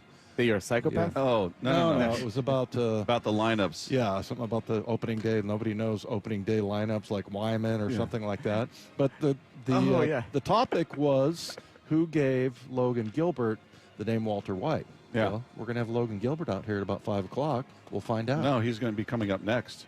There we go. At 4:30. How about that? Oh, we got him at 4:30. Thanks for checking your text, Dave. There we go. I did not look at my phone. He saw text from Lefko. Nah, you know what's funny is I didn't think we were supposed to look at our phones while we're on the radio. But how would anyone know you're on the radio? Huh? How would anyone know you're on the radio? They can't see you. No, we're supposed to concentrate, right? You're right. Focus. Isn't that the point? Focus. Yeah, we're supposed to focus. So good news. There you go, Dave. Logan's coming up I'm gonna next. look at my phone now. In case you guys didn't catch what all of this conversation meant, Logan Gilbert is going to be joining us out here at Edgar's Cantina at T-Mobile Park. That is coming your way next with Wyman and Bob. This is Seattle Sports on 710. Seattle Sports, your home for Brock and Salk. Weekdays 6 to 10. Talk to our man in San Diego, Daniel Jeremiah. Home run pick for an interior offensive lineman to fit these Seahawks and plug-and-play starter day one is Grace Abel. The ability to get out in space and do things second level and pull them and just give you the versatility. Plus, he's got legit 5-position flex. I thought he would be just a tremendous value for him. Hear the rest of this interview on demand at seattlesports.com and on the Seattle Sports YouTube page. Meanwhile, at Xfinity. So, influencer life going well? Oh, yeah. I'm up to 32 followers. Oh, that's something. Yeah, posting my tap dancing videos is easier than ever because we engineered Xfinity Internet with 99.99% network reliability. Plus, Xfinity Mobile with Wi-Fi Power Boost gives you ultra-fast Wi-Fi at home and on the go. But wait, tap dancing? You don't tap dance. Hey, what I lack in skill, I make up with passion. Do more of what you love and love how fast you do it with Xfinity Internet and mobile. And now through April 21st, get 300 megabit Xfinity Internet and one unlimited mobile line together for $25 a month for 1 year and save $1,000 in your first year over Verizon and AT&T. Learn more at Xfinity.com. Requires paperless billing and autopay with stored bank account. Restrictions apply. Equipment, taxes, and fees extra. After promo, regular rate supply. Savings compared to Verizon 5G Internet plus one unlimited welcome line and AT&T Internet 300 plus one unlimited starter SL line. Xfinity Internet required. Actual speeds vary. Reduced speeds after 30 gigabits of usage per line. Data thresholds and actual savings vary. We've all been there. Sleepless nights, wondering if your business's security service is really protecting what matters. At Bay Alarm, we can put your security insecurities to bed. Our advanced technology and personalized support ensure you can rest easy knowing we're here for you. BayAlarm.com. Quarterback Jordan Love isn't just on Green Bay's team. He's also on the American Family Insurance team. Because like us, he believes in dreaming fearlessly. Just chase your dreams and don't let nobody hold you back. And we help protect those dreams with the right coverage so you can dream fearlessly. American Family Insurance. Get a quote and find an agent at amfam.com. Products not available in every state. American Family Mutual Insurance Company, SI, and its operating company, 6000 American Parkway, Madison, Wisconsin. The sports calendar is heating up, and with ESPN Bet Sportsbook, you can go from checking news and stats to placing bets in just a couple of taps. Stream games, bet live, and get exclusive offers when you link your ESPN account. Right now, you can get $100 in bonus bets when you make your first $10 wager. Download the ESPN Bet app and sign up with promo code JOEQ to get started today. That's JOEQ, Joe Q. Must be 21 plus. Gambling problem? Call 1-800-GAMBLER. Terms and conditions apply. See app for details. Offer not available in New York. Pizza Hut's fan favorite Cheesy Bites pizza is back. For just $15.99, get a large pizza with 28 pullable, poppable, cheese-filled bites. Plus the new Ranch Lovers Flight with ultimate chipotle and pepperoni ranch dips. Order now at pizzahut.com. Whether you're shaping up a small yard or tackling serious acreage, Steel walk-behind zero-turn and stand-on mowers are built to get the job done. Shop online or at your local Steel dealer. Steel, let's go mow. Available at participating dealers. This is the story of the one. As a maintenance specialist for university housing, he knows college students can major in wear and tear. Plus, housing so many students doesn't leave a lot of room to house all the supplies he needs. That's where Grainger comes in. With over 1 million industrial-grade products and fast, dependable delivery, Grainger carries the quality products he needs so he doesn't have to. From a new door hinge to a whole new faucet. Call, click Grainger.com, or just stop by. Grainger, for the ones who get it done. Go from daydreamer to industry leader with Amazon Business. From office supplies to IT essentials, Amazon Business provides tools that help you save costs and make insight-based decisions. Learn how to bring your visions to life at AmazonBusiness.com. We are Seattle Sports, the home of the Seahawks, Mariners, and everything Seattle sports. Watch your favorite show live at seattlesports.com. They say teachers don't impact for a year, but for a lifetime. Hi, this is Rick Riz. Join WSECU, your local credit union, as we celebrate those who give so much with the Teacher of the Week program. Nominate a teacher you feel has changed a life in our community. Each week throughout the season, we'll honor one teacher with a $500 grant, courtesy of WSECU. Teachers are the real MVPs. Find out more and nominate a teacher at mynorthwest.com/teacher. Getting engaged? At Shane Company, we'll help you find the perfect diamond. This is your engagement ring, aka only your life's most important piece of jewelry. No need to worry. As gemstone experts since 1929, we handpick only the most beautiful natural and lab-grown diamonds cut to our high standards in every price range. We have diamonds in all shapes and sizes, ready to compare side by side right here in our store. Come see for yourself at Shanco.com or at your local store. No appointment necessary. Shane Company, your friend and jeweler.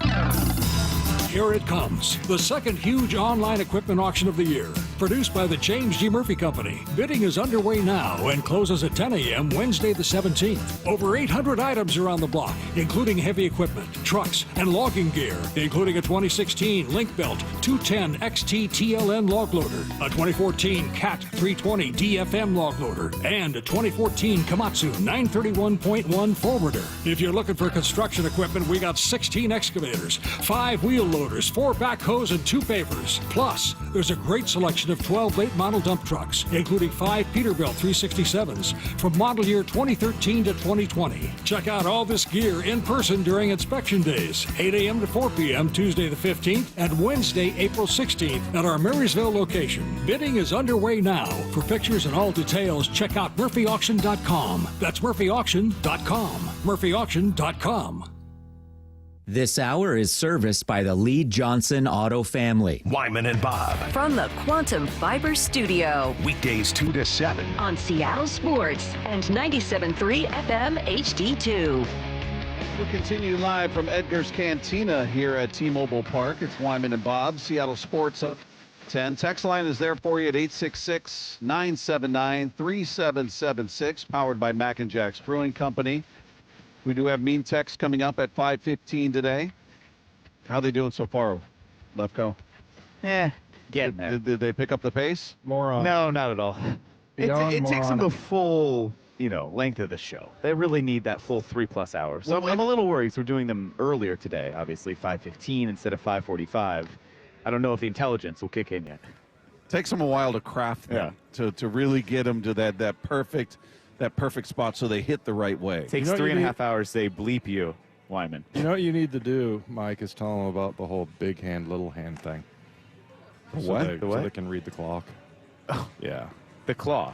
Yeah. So what's the other hand? The big hand is at the 12. Oh. I thought you meant the thing little hand I do with you.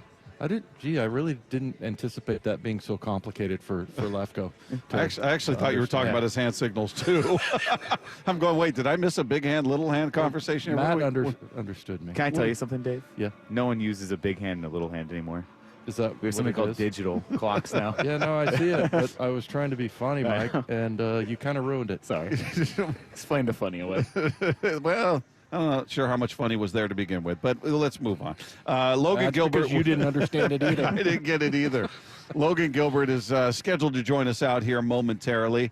And before he gets here, because he might fall into this conversation, but I was asking the question that I sent last night. There's certain players, for me anyway, in baseball that I look at and I say, those are must-watch guys. In that, if I'm doing something around the house, I got the game on in the background, and they step up to the plate, I'm going to stop what I'm doing to watch them. That's Shohei Ohtani. For me, it's Mookie Betts. Right. It's Aaron Judge. It used to be Mike Trout. It wasn't so much even being fans. It's like, okay, what are they going to do here? Yeah. Are there any players on the Mariners you look at and say, that is must-watch? Yeah. You could be doing something else. Maybe you're in the getting ready to do yard work, but you're like, I got to see this guy hit first. Yeah. Robles. Yeah. For me, yeah. I just thought he was very unique, and I just love his energy, and I like the different approach. I always talk about him being like a pest for pitchers, and when he gets on the base paths and everything, he's just very unorthodox. And there's there's just something about that. And then I don't know, just knowing in the back of my mind that he has pet monkeys, just makes it kind of badass. That's one that sat with you. Yeah. I mean, who has monkeys? Nobody I know. Yeah. So no, honestly, it's just like his quirkiness. Yeah. And he has just. I think that's a good answer. He's an unorthodox player. I mean, I didn't know that he had that element in him. When he went charging in, I keep bringing this up, but like that was like a guy that runs through a wall and doesn't like stop or slow down or settle. It's like he's like sprinting through the wall. He was all in on that play, and he was so obsessed with catching that ball that he didn't really care. He didn't care about his body. That to me, the kind of recklessness there just shows a lot about who he is. Yeah, it's How about you? Is there anybody like watching Logan pitch? I mean, yeah, pitchers are different, because that's the whole game process. Yeah. Whereas, hey, so and so's coming up next, so and so's on deck. Okay, I got to see this guy hit. Right. For me on the Mariners, Robles is a good answer. I really do enjoy watching him up there and just seeing what he's going to do. Julio's still that guy, and maybe some of it's just the hope attached to him. Yeah. Like, hey, is this where he mashes one and he gets off the Schneider and he starts to look like that? Depending on the game situation, does he come through in the clutch? And he came up with a tremendously clutch double the other day, tied the game, 2-run double. Took that. It was actually a ball. He swung out a pitch off the plate outside and drove it to right field. Plates 2 runs, ties the game. That was huge. That was bottom of the ninth. That's as clutch as you get right there. So I'm looking for those moments. Maybe Cal. I'm surprised you didn't say Cal. Surprised that didn't come to mind, Dave. Well, I didn't want you to give me a hard time about it. No, yeah, I mean, Cal is always clutch there, and I thought he was going to be the guy to hit the grand slam the other day. But, yeah, Rosarena. Because did it go him, then a Rosarena? Is that right? As far Cal? as the lineup? Yeah. He was the other day.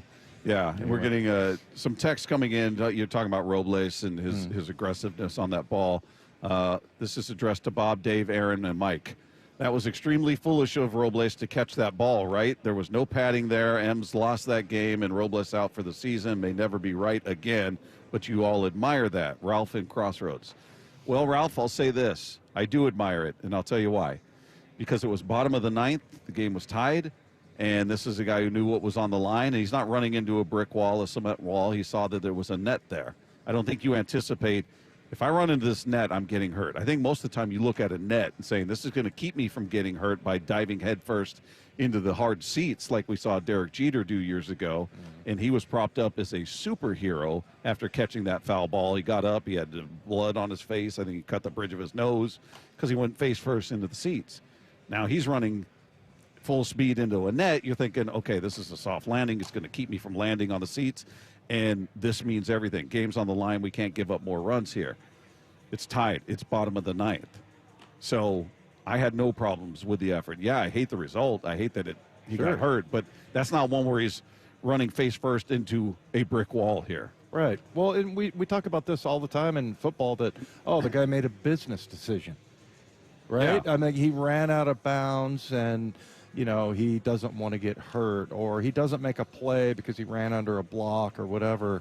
You're never going to get that from him. He is all about trying to make every single play on the field. So if he were to have calculated that, and no, that's not the kind of player I'm talking about. Yeah, and if the game's over at that, but like if you're down 7 runs or something and you're going, all right, dude, you got to think better of it. That was a crucial moment in the game. Yeah. That out meant a ton. Right. So, yes, give me that again. Don't give me the result, the end result. I'm not talking about the injury, but give me that effort. Give me that guy who's playing to the very end with the game on the line, and again, it being tied in the bottom of the ninth. So, yeah, I will take that. I loved it, and yes, I do admire that, Ralph. Yeah. That we're talking about two different things there. I mean, he's talking about like having the knowledge and looking back, but at the time you look at, like you said, the situation. It's the bottom of the ninth, and was it 2 outs at that point? Or was it 1 out? No, it was because he recorded the out. He Yeah, caught the ball. right. And then they brought the runner who advanced to third from That's first. right. They brought him back to second. Yeah. But in that situation, But you want players that are just they're not paycheck players. They're players that are going to try to get they're going to make every single play they possibly can. yeah, and I think, and Ralph's taking a lot of shots here from the texter. Yeah. We got texter on texter crime going on boy. here. Ralph, you're taking a beating from the other texters. I just got to let you know. It's coming in. You are catching strays here, to say the very least. But game situation, it matters. And that's a guy who was aware of what was on the line at that particular moment, and he's doing everything within his power to help this team win. If the game's out of hand and you do something like that, then I'm going, dude, you got to think better of it. You're down by 7. You're not winning this one, or you're up by 7, whatever it is. But that wasn't the case. I'll tell you what, I think Ralph, we're going to have to include him in the mean texts because we've got like 8 or 10 of them coming in here. Yeah, Ralph, you're taking a beating, my friend. You really are. Ralph's a regular texter. He responded, Bob, all righty, we disagree. Ralph. We apparently do, and the rest of the texters seem to as well. Boy, he is really taking it here. Yeah. Oh, this is the 509. Can we just mean text Ralph tonight? Yeah. People are already doing it. You don't need my permission. 866-979-3776, powered by Mac and Jack's Brewing Company. Any update, Lefko? We were supposed to be talking. He is getting out of a meeting, so he'll be here at some point. Looks like they're on their way, so we'll get him next. Okay. So all right, let's go to break. Let's go to break, and we'll talk to Logan Gilbert. He'll join us live here at Edgar's Cantina at T-Mobile Park. It's Wyman and Bob. This is Seattle Sports on 710. Now that's how you walk that talk, am I right? 3-2 on the way, and it's high and inside. A bases loaded walk-off walk. The Mariners pull out their best win of the season. You just need those guys to be who you expect them to be. Rosarena, monster game. It is grand salami time. Is it the spark the M's needed? Find out tonight with a first of 3 against the Rangers. First pitch at 6:40. Pregame at 5:30 after Wyman and Bob on the home of the Mariners, Seattle Sports, and the app. Protein, protein, protein. Everyone is trying to get protein in their diet, but we need fats too. Healthy fat, that is, like the rich, natural peanut and almond butters found at G2G protein bars. Most bars don't have it because, well, most bars aren't real food or refrigerated. Fortunately for you, we aren't most bars. At G2G, you'll find a balanced helping of protein and healthy fat. The fact that they're delicious is just the bonus. They're fast, easy, and perfect for on-the-go families. G2G protein bars. Find them in the refrigerated section at Costco. Mike Salk here, and luxury awaits at Snoqualmie Casino and Hotel, where comfort meets elegance. And this summer, you can experience the breathtaking Cascade views, the world-class dining and entertainment, and elevate your next getaway by combining effortless style with the utmost relaxation. Plus, Snoqualmie Casino and Hotel's award-winning outdoor summer concert series is back with amazing artists like Hanson, Austin Jenks, Melanie Fiona, and POD. This summer, overlooking the beautiful Snoqualmie Valley, snocasino.com for tickets. Seattle's closest is now Snoqualmie Casino and Hotel. Lowe's knows how to help pros save. That's why the new MyLowe's Pro Rewards program lets you unlock exclusive member deals on the things you need every day on the job. Plus, MyLowe's Pro Rewards members can get volume discounts on eligible orders through a quote of $2,000 or more. Join for free today. Lowe's, we help, you save. Exclusions, more terms and restrictions apply. Program subject to terms and conditions. Details at lowes.com/terms. Subject to change. The sports calendar is heating up, and with ESPN Bet Sportsbook, you can go from checking news to stats to placing bets in a couple of taps. Stream games, bet live, and get exclusive offers when you link your ESPN account. Right now, you can get $100 in bonus bets when you make your first $10 wager. Download the ESPN Bet app and sign up with promo code USL to get started today. Must be 21 or older. Gambling problem? Call 1-800-GAMBLER. Terms and conditions apply. See app for details. Offer not available in New York. Still getting around to that fix on your car? You got this. On eBay, you'll find millions of parts guaranteed to fit. Doesn't matter if it's a major engine repair or your first time swapping your windshield wipers. eBay has that part you need, ready to click perfectly into place for changes big and small, loud or quiet. Find all the parts you need at prices you'll love, guaranteed to fit every time. But you already know that. eBay. Things people love. Eligible items only. Exclusions apply.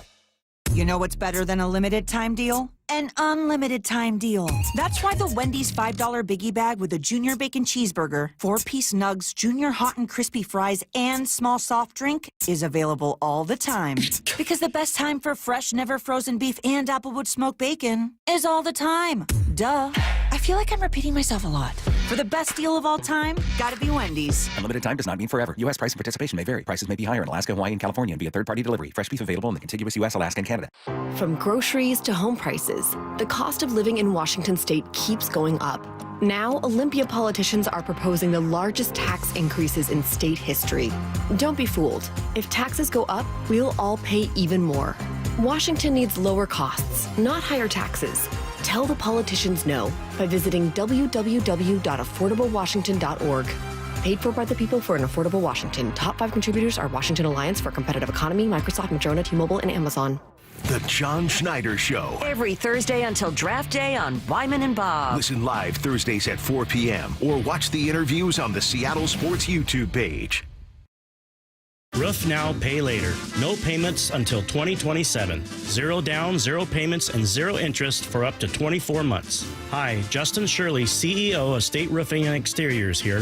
Since 1968, we've helped homeowners just like you get beautiful, durable roofs without breaking the bank.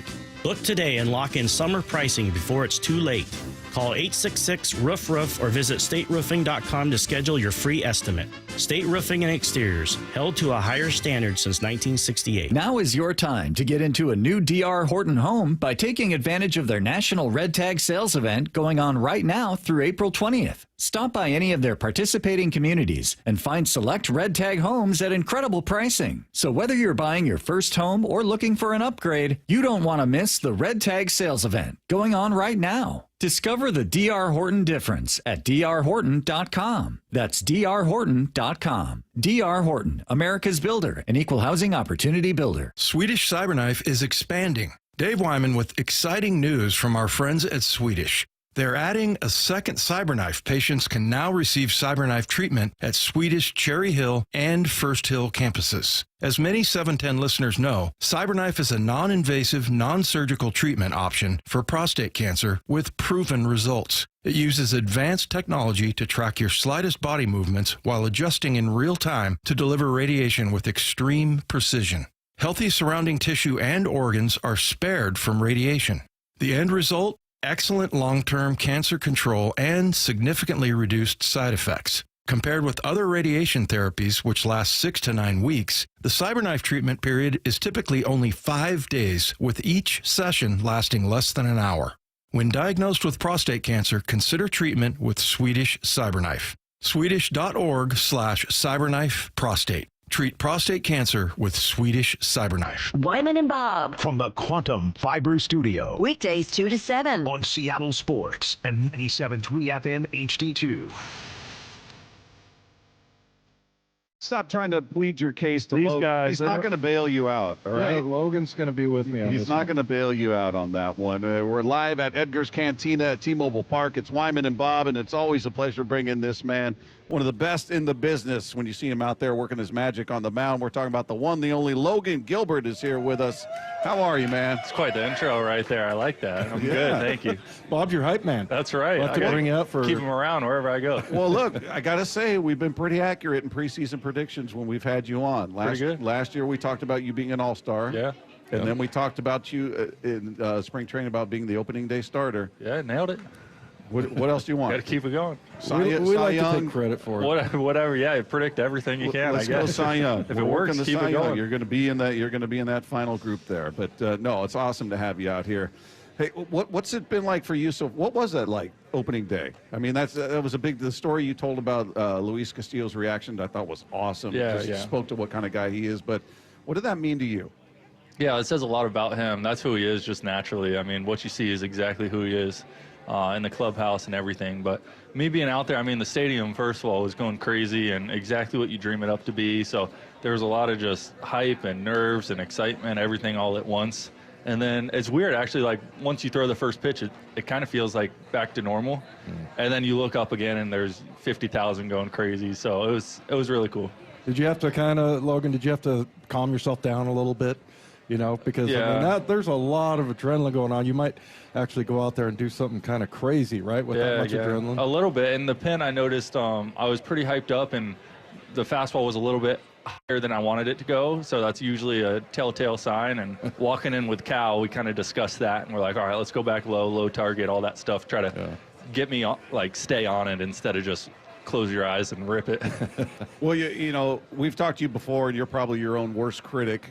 How do you feel like you pitched? I mean, I'm looking at your starts going, man, you struck out, even on a day where maybe you looked at it not being as efficient with pitch count as you wanted, you struck out 10, which is going to lead to throwing more pitches. But even on a day where maybe you didn't have your best stuff, you still were dominant. How do you feel like things have gone? Yeah, I feel pretty good. Everything's gone kind of the way I want it to. I, of course, want to go deep in games, and I think that'll happen more as we go on. But the stuff feels good. The pitches feel good. I think Cal's doing a really good job behind the plate with all the starters, really.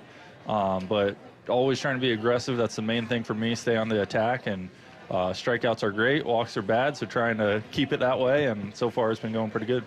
I love the Cal Raleigh press conference that they did when all you pitchers came in there, right? Tell us a little bit about that, because I heard one of the comments, like I think it was you that said, hey, are you going to pick up the check or something like that? You picked up the check the night before or something. Yeah. So we split it that day. I'll give him some credit, but I'm glad I was about to say take your card back and pay for it, but I'm glad I didn't say that, because little did I know he had $100 million coming his way. But when he's, I mean, for anybody, you want to celebrate him, be a good teammate, and genuinely care about every single guy in the room. But Cal, especially what he does for the pitchers, the least we can do is be his support group as much as he supports us too. So that's his day. That's everything he works for his whole life. His parents being there, just a lot of emotions all at once from everybody, and some good questions from the starters too. Yeah, but that was awesome. Like he got choked up and everything with his family. I mean, that was one of the better things I've heard in a long time. You don't see it much with him. It came out, but that's the full circle, the moment you dream of and wait for a long time. So I'm happy for him. Does that do anything for you guys, the young guys in the rotation that haven't signed the big deal yet, and seeing him commit to this organization, seeing Julio commit to this organization? Do you look at that saying, all right, I want to be with these guys? That sends any kind of message to you guys? Yeah, there's a lot that goes into it, but as far as one person signing with the team that's going to have the most influence on you is Cal being here, and that's what happened with him locking up however many years it was. So it definitely factors in. It's a big deal. That's the guy I've thrown to pretty much 90-something% of my career, and including the minors too.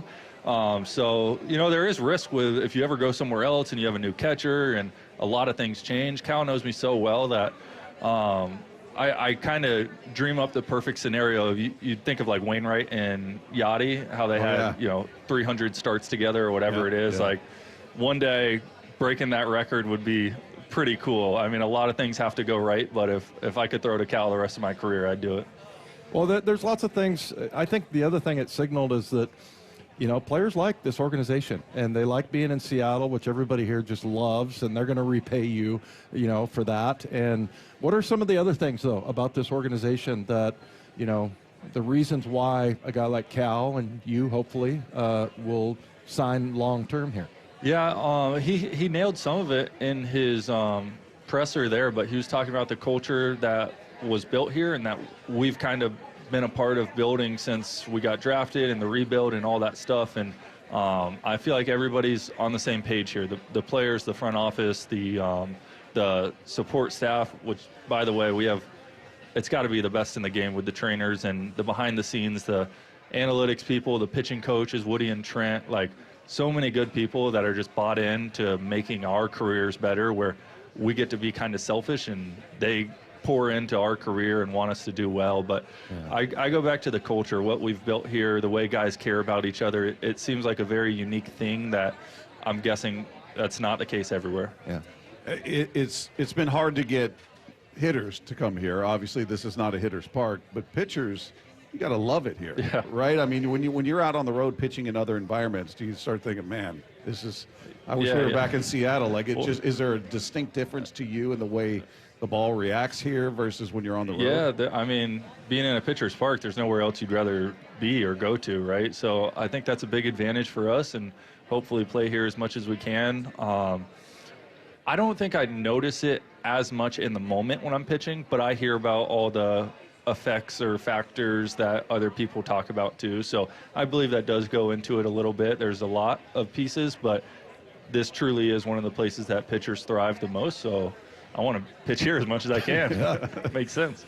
Hey, we're so bummed about Robles with his injury, but watching a player do that, like he never thought about stopping. Oh, yeah. Like, you know, you always talk about the metaphor of running through a brick wall. I mean, that was basically him. Pretty much. Yeah. And so, like, how fired up does that get a pitcher? I mean, we see every once in a while they'll show the pitcher and they're, you know, when somebody makes a defensive play like that, you got to just love that. You can tell if a guy's like stutter stepping a little bit versus what I mean, there was no stopping. There was no second thought. It's who he is. That's how he plays. It's full force every single game of the year, and it's a long season, but that's who he is. So I hate to see that news because our team goes when he goes, especially from the leadoff spot. Thankfully, we have a lot of great players that I hopefully, you know, can pick him up and keep the season going, all that stuff. But I feel so bad for him just not getting that chance, especially laying his body out on the line for the team, for the pitchers, all that stuff. Just says a ton about who he is and how he plays the game for us. We've had a mini debate going with some of the listeners saying, well, that's a dumb play. He's got to know. He's got to protect himself. And I'm thinking, wasn't it like ninth inning though and tie game? That's exactly what I was just saying. It was the bottom game of the on ninth. The line. The winning run was on first, I think. Yes. And then went to third or second. Well, yeah, they made him go back to second. But if he catches that, if he doesn't suffer the injury, he's firing the ball back into the infield, and the guy stays on first. 1 out away right there after that catch. So you kind of have to do that. Yeah. I think so. You heard it from the guy who's actually playing at this level. At least as a biased pitcher, I want the out. Yeah.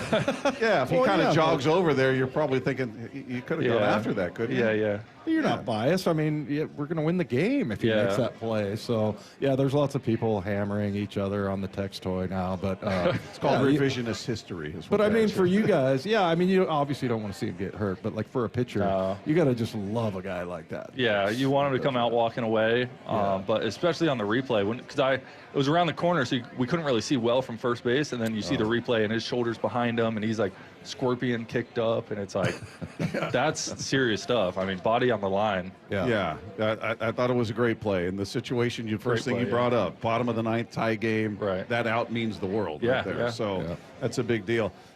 You want to ask him about the nickname? You want to get clarity on that? I was going to ask you because the other day they were talking about the Walter White thing. And so I texted Goldie during or not Goldie, but Ryan Roland Smith. I texted him and I said, I thought Tom Murphy gave him that nickname. Am I right about that, the Walter White thing? Not quite. No. Logan, why couldn't you lie? I mean, sure, yeah. Go ahead. Whatever you want to say. Break the bad news to him. No, I honestly want to know. There's been a lot of confusion around that, actually. I've heard like 10 different stories, but it was actually, it's funny, it's never meant to be kind of like a thing or this long, at least.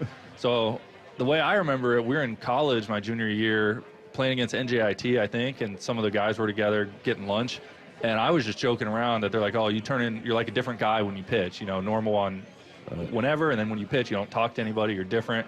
And I was saying how I'm like a different person, alter ego, all this stuff, and randomly just said Walter. It wasn't really about the name, but it was just about like having a different persona when you pitch. Okay. And then somehow that stuck in college, and then somehow Cal, I think, got wind of it in the minors. He told Woody in my first big league spring training camp told Scott Service. So then everybody knew, and then it kind of stayed with it, and then media or whatever. So somehow back to college, just a random conversation at lunch, and we're still here talking about it. Oh my gosh, it was on the broadcast and everything. And it wasn't even Walter White. No, that had nothing, just Walter. That had nothing to do with it, but people say that to me, and at this point, I just kind of go along with whatever. Did you watch Breaking Bad? No. So you don't know who Walter White is? I know who he is. Yeah. Oh, okay. Yeah. Okay. He's got the goatee, though, right? Yeah. So I think maybe people ran with that when I did my goatee. Going. Yeah. That was very unsatisfying. For you can say whatever. That's a great story, though, if you want to use that one. You tell me what the story is. I don't care. He'll just nod and go, yep, that's right. We'll get together. We'll make up a new story. Yeah, something really good. Yeah. Logan, we always appreciate you, man. One of our favorites to talk to, as we tell you every time. And can't wait to see you back out there, and can't wait to see you in the final group for the Cy Young. That's right. You Good right prediction. Now. All right. Yeah. Let's keep Thanks, an eye. guys. Yeah, good talking to you. Appreciate again. you, man. Appreciate it. Logan Gilbert, everybody, one of the best in the business. Always great to talk to him. We're going to come back, set the stage for this matchup. Coming up next from Edgar's Cantina at T-Mobile Park, it's Wyman and Bob. This is Seattle Sports on 710.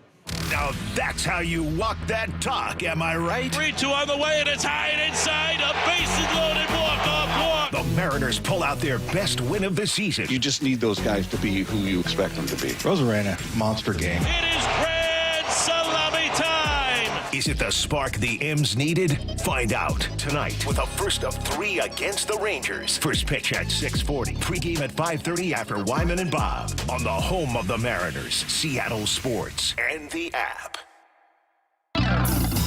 Here it comes, the second huge online equipment auction of the year. Produced by the James G. Murphy Company. Bidding is underway now and closes at 10 a.m. Wednesday the 17th. Over 800 items are on the block, including heavy equipment, trucks, and logging gear, including a 2016 Link Belt 210 XT TLN log loader, a 2014 CAT 320 DFM log loader, and a 2014 Komatsu 931.1 forwarder. If you're looking for construction equipment, we got 16 excavators, 5 wheel loaders, 4 backhoes, and 2 pavers. Plus, there's a great selection of 12 late model dump trucks, including 5 Peterbilt 367s from model year 2013 to 2020. Check out all this gear in person during inspection days, 8 a.m. to 4 p.m. Tuesday the 15th and Wednesday, April 16th at our Marysville location. Bidding is underway now. For pictures and all details, check out murphyauction.com. That's murphyauction.com. murphyauction.com.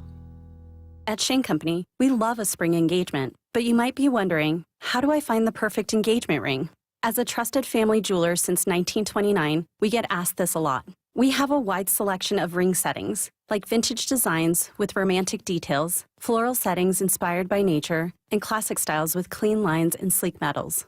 Dreaming of the most beautiful diamond you've ever seen? At Shane Company, we handpick only the sparkliest center stones in all shapes and sizes, from oval to round to marquise, and more. We have gorgeous natural and lab-grown diamonds at competitive prices, in-store, ready to compare side by side. Drawn to certain colors? We're known for our rainbow of vivid natural sapphires, including shades of blue, straight out of a fairy tale, handpicked by our owner, Tom Shane. At Shane Company, we have the best free lifetime warranty that includes the center stone, plus resizing, repairs, and cleanings for life. Visit us at shaneco.com or in store. No appointment necessary. Shane Company, your friend and jeweler. Meanwhile, at Xfinity.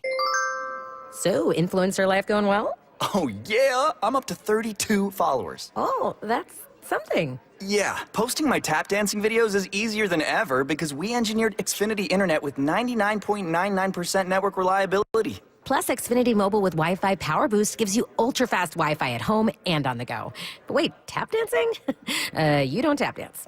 Hey, what I lack in skill, I make up with passion. Do more of what you love and love how fast you do it with Xfinity Internet and mobile. And now through April 21st, get 300 megabit Xfinity Internet and 1 unlimited mobile line together for $25 a month for 1 year and save $1,000 in your first year over Verizon and AT&T. Learn more at Xfinity.com. Requires paperless billing and autopay with stored bank account. Restrictions apply. Equipment, taxes, and fees extra. After promo, regular rates apply. Savings compared to Verizon 5G Internet plus 1 unlimited welcome line and AT&T Internet 300 plus 1 unlimited starter SL line. Xfinity Internet required. Actual speeds vary. Reduced speeds after 30 gigabits of usage per line. Data thresholds and actual savings vary. Keeping your engines healthy means protecting them in season and out. Experts trust Stable to do that. And third-party testing confirms it. Stable is the industry leader in preventing fuel-related issues, no matter if you use it in your car, boat, or outdoor power equipment. In season or out, at every fill-up or when you store, start with Stable. Hey, Green Gobbler here. So you've got a clogged drain in your bathroom. Water in the sink's overstaying its welcome. You're spitting today's toothpaste on top of yesterday's toothpaste. You hope that it go away.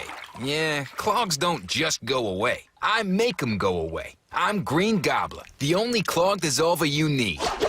I'm bleach-free, safe for your pipes, and I work. Guaranteed or your money back. Because I never met a clog that was gonna unclog itself. Green Gobbler. Let the gobbler get it. 1877 Cars for Kids. KARS Cars for Kids. 1877 Cars for Kids. Donate Donate today at carsforkids.org. That's cars with a K. Your car can be picked up as soon as the next day. Receive a tax deduction and vacation voucher. 1-877 Cars for Kids. Donate your car today. Now accepting donations of land, homes, buildings, or any kind of real estate. Mariners baseball is officially back. Don't miss the biggest games at T-Mobile Park this season, like marquee matchups against the Yankees and Dodgers, Ichiro Hall of Fame weekend, August 8th through 10th, 6 fireworks nights, and a stacked lineup of bobbleheads, Funko Pops, and exclusive giveaways. Plus, with Mariners value games, you can score seats starting at $10 on select dates all season long. Go to mariners.com/tickets to lock in your seats today. A deep blast. This is gone. Home run. Julio.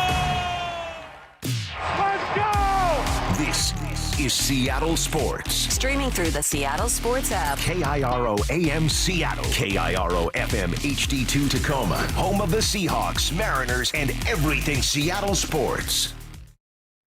Seattle Sports Snapshot.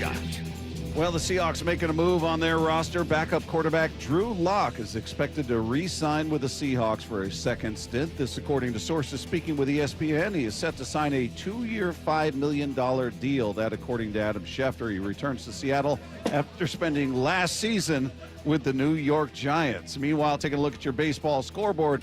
Guardians up 3-0 on the Royals. That one in the top of the 7th, bottom of the 5th in Cincinnati. Reds up 5-3 on the Pirates. It's the Rays and Braves tied at 1 apiece in the bottom of the 4th. The Giants out to a 5-0 lead on the Yankees. That one in the top of the 2nd. No score between the Marlins and Nationals. Same is true for the Red Sox and White Sox. Still to come, of course, the Mariners taking on the Texas Rangers. Game 1 of their 3-game series tonight.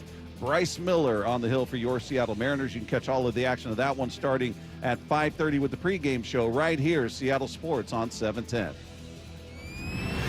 Snapshot brought to you by Miller Lite. When it's game time, it's Miller time.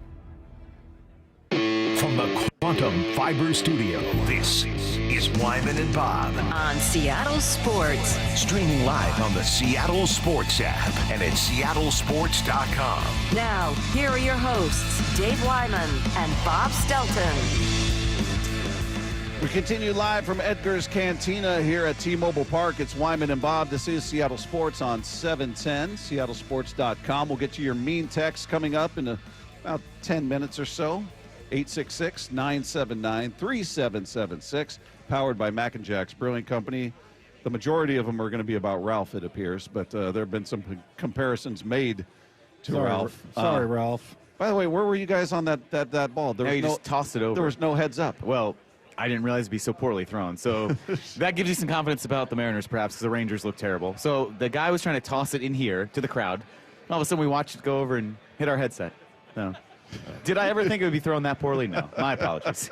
Where were you on that one? It was a soft toss from the outfield, and the Rangers just have no accuracy. So. Yeah, well, let's hope that continues throughout the series.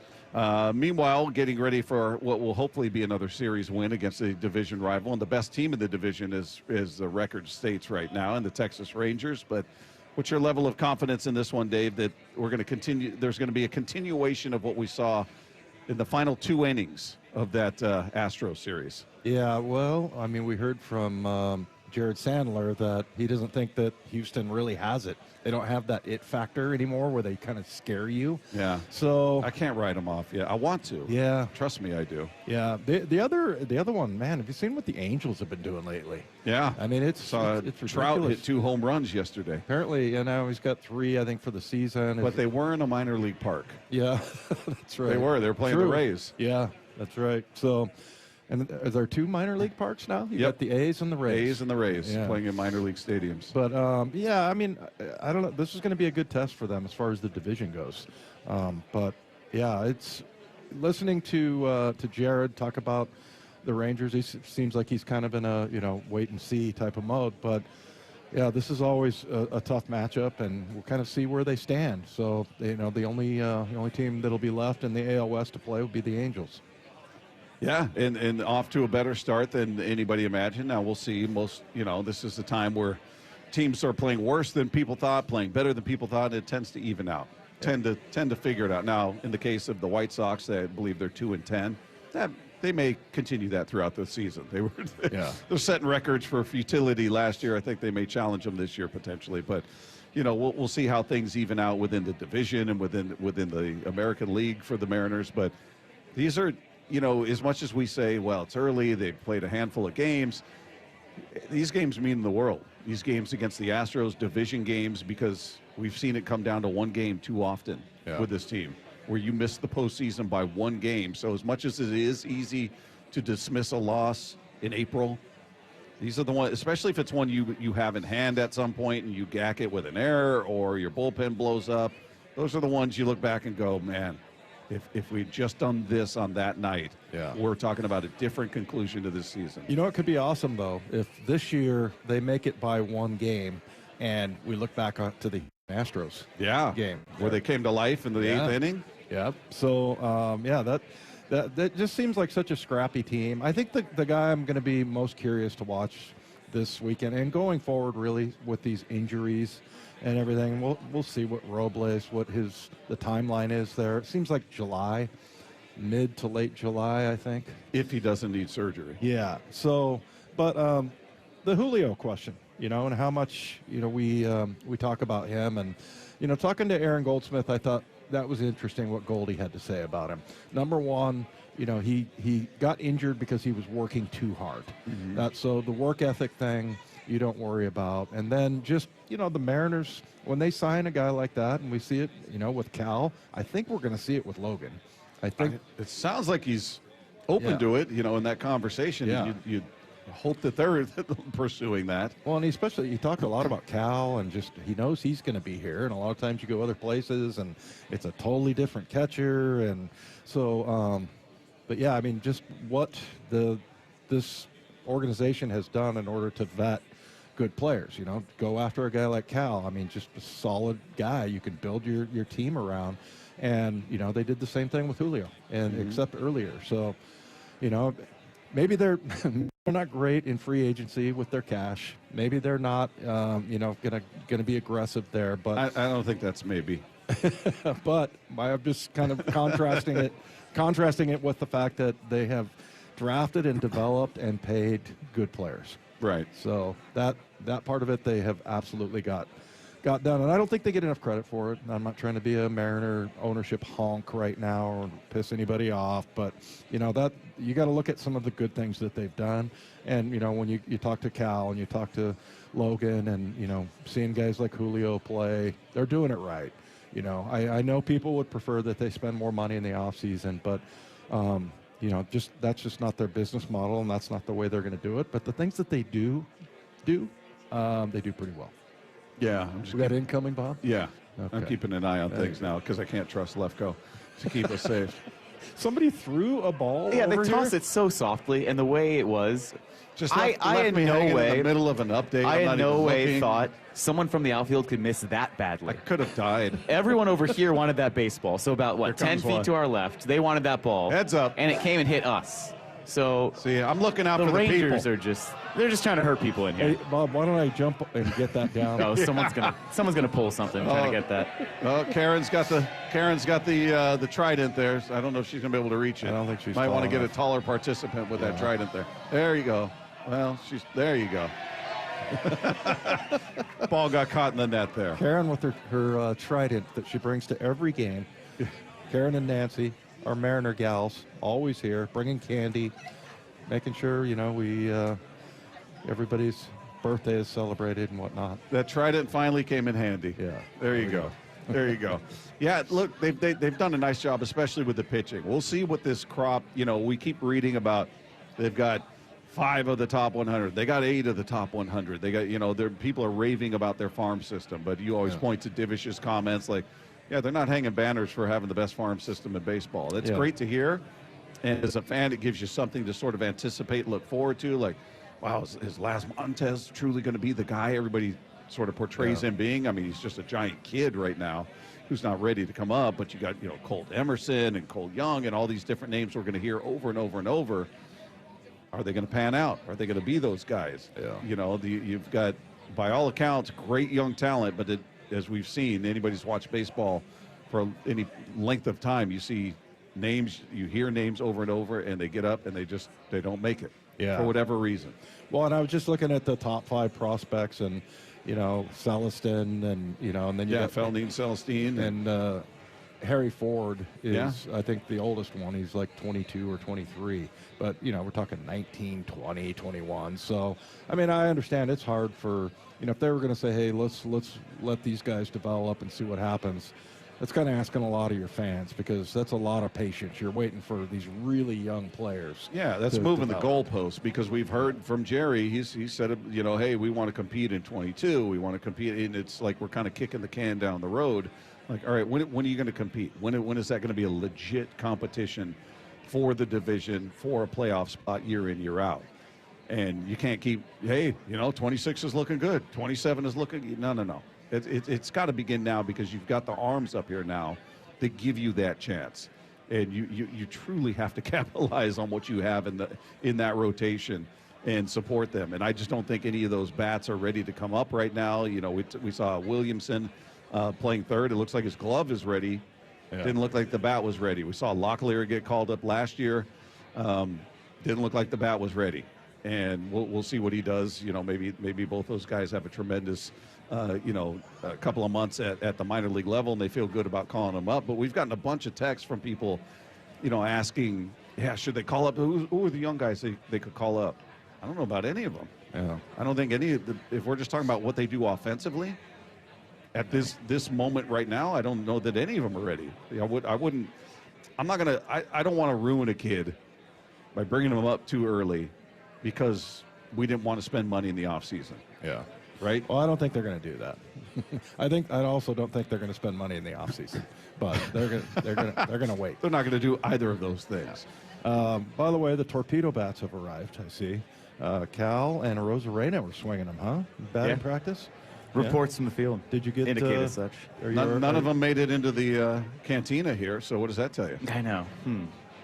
Not a good sign. I don't know. Do you think? Do you want to see eyes them on the torpedo bat? I did not, but we had pictures getting eyes on them. Would you want them to unveil one in the game tonight? Would you want Cal to go out there, torpedo bat it up? I would say any of the hitters hitting under 200 in this lineup, give it a whirl.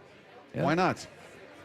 Seriously, why not? If you're up there, scuffle it. J.P. Crawford, hey man, go with the torpedo bat. Rowdy Tellez, you've got one hit. Why don't you use 2 torpedo bats? Well, I think it's one of those things. You're going to go up there, you're going to swing it, and then if it makes sense to you, it makes sense. Yeah, they'll try it in batting practice, see how it feels. Well, here's a direct report from Daniel Kramer, who Randy Rosarena, after he swung with it, he said, quote, in English, I like it. All right. So maybe we'll see Randy bust Big smile on his face as well, Daniel says. All right. So, Rosarena, maybe torpedo bat. Keep an eye on the bats tonight. Might see the emergence of torpedo bats in that Mariners lineup, and we'll see if it makes any sort of difference. And maybe a home run in here, so pay attention. Or else the Rangers outfielder will throw it and hit you in the head. Yeah, an errant throw. Let's hope that continues. All right, we better get to mean text, because I got to go home and take care of my cats. Okay. Well, let's get to them. Do the texters know that? It's more material. Yeah. Dave's Cat Corral. Bring your cat down to the stadium. I'll take him home and feed him and take care of him, administer any kind of medication. Bring it on. Fat cats, mean cats, stray cats, whatever you want. Bring it down. All right, let's get to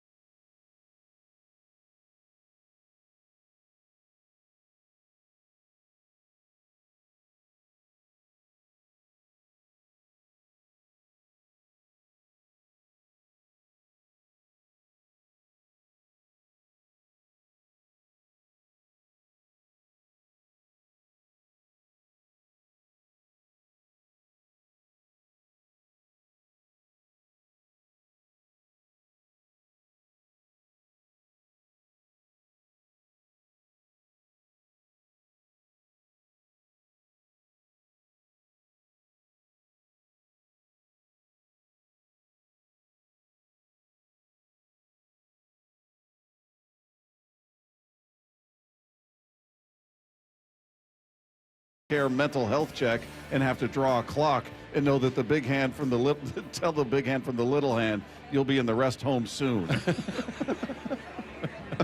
No, it's true. Like guys from Mike's era, everything's digital. They don't have the whole.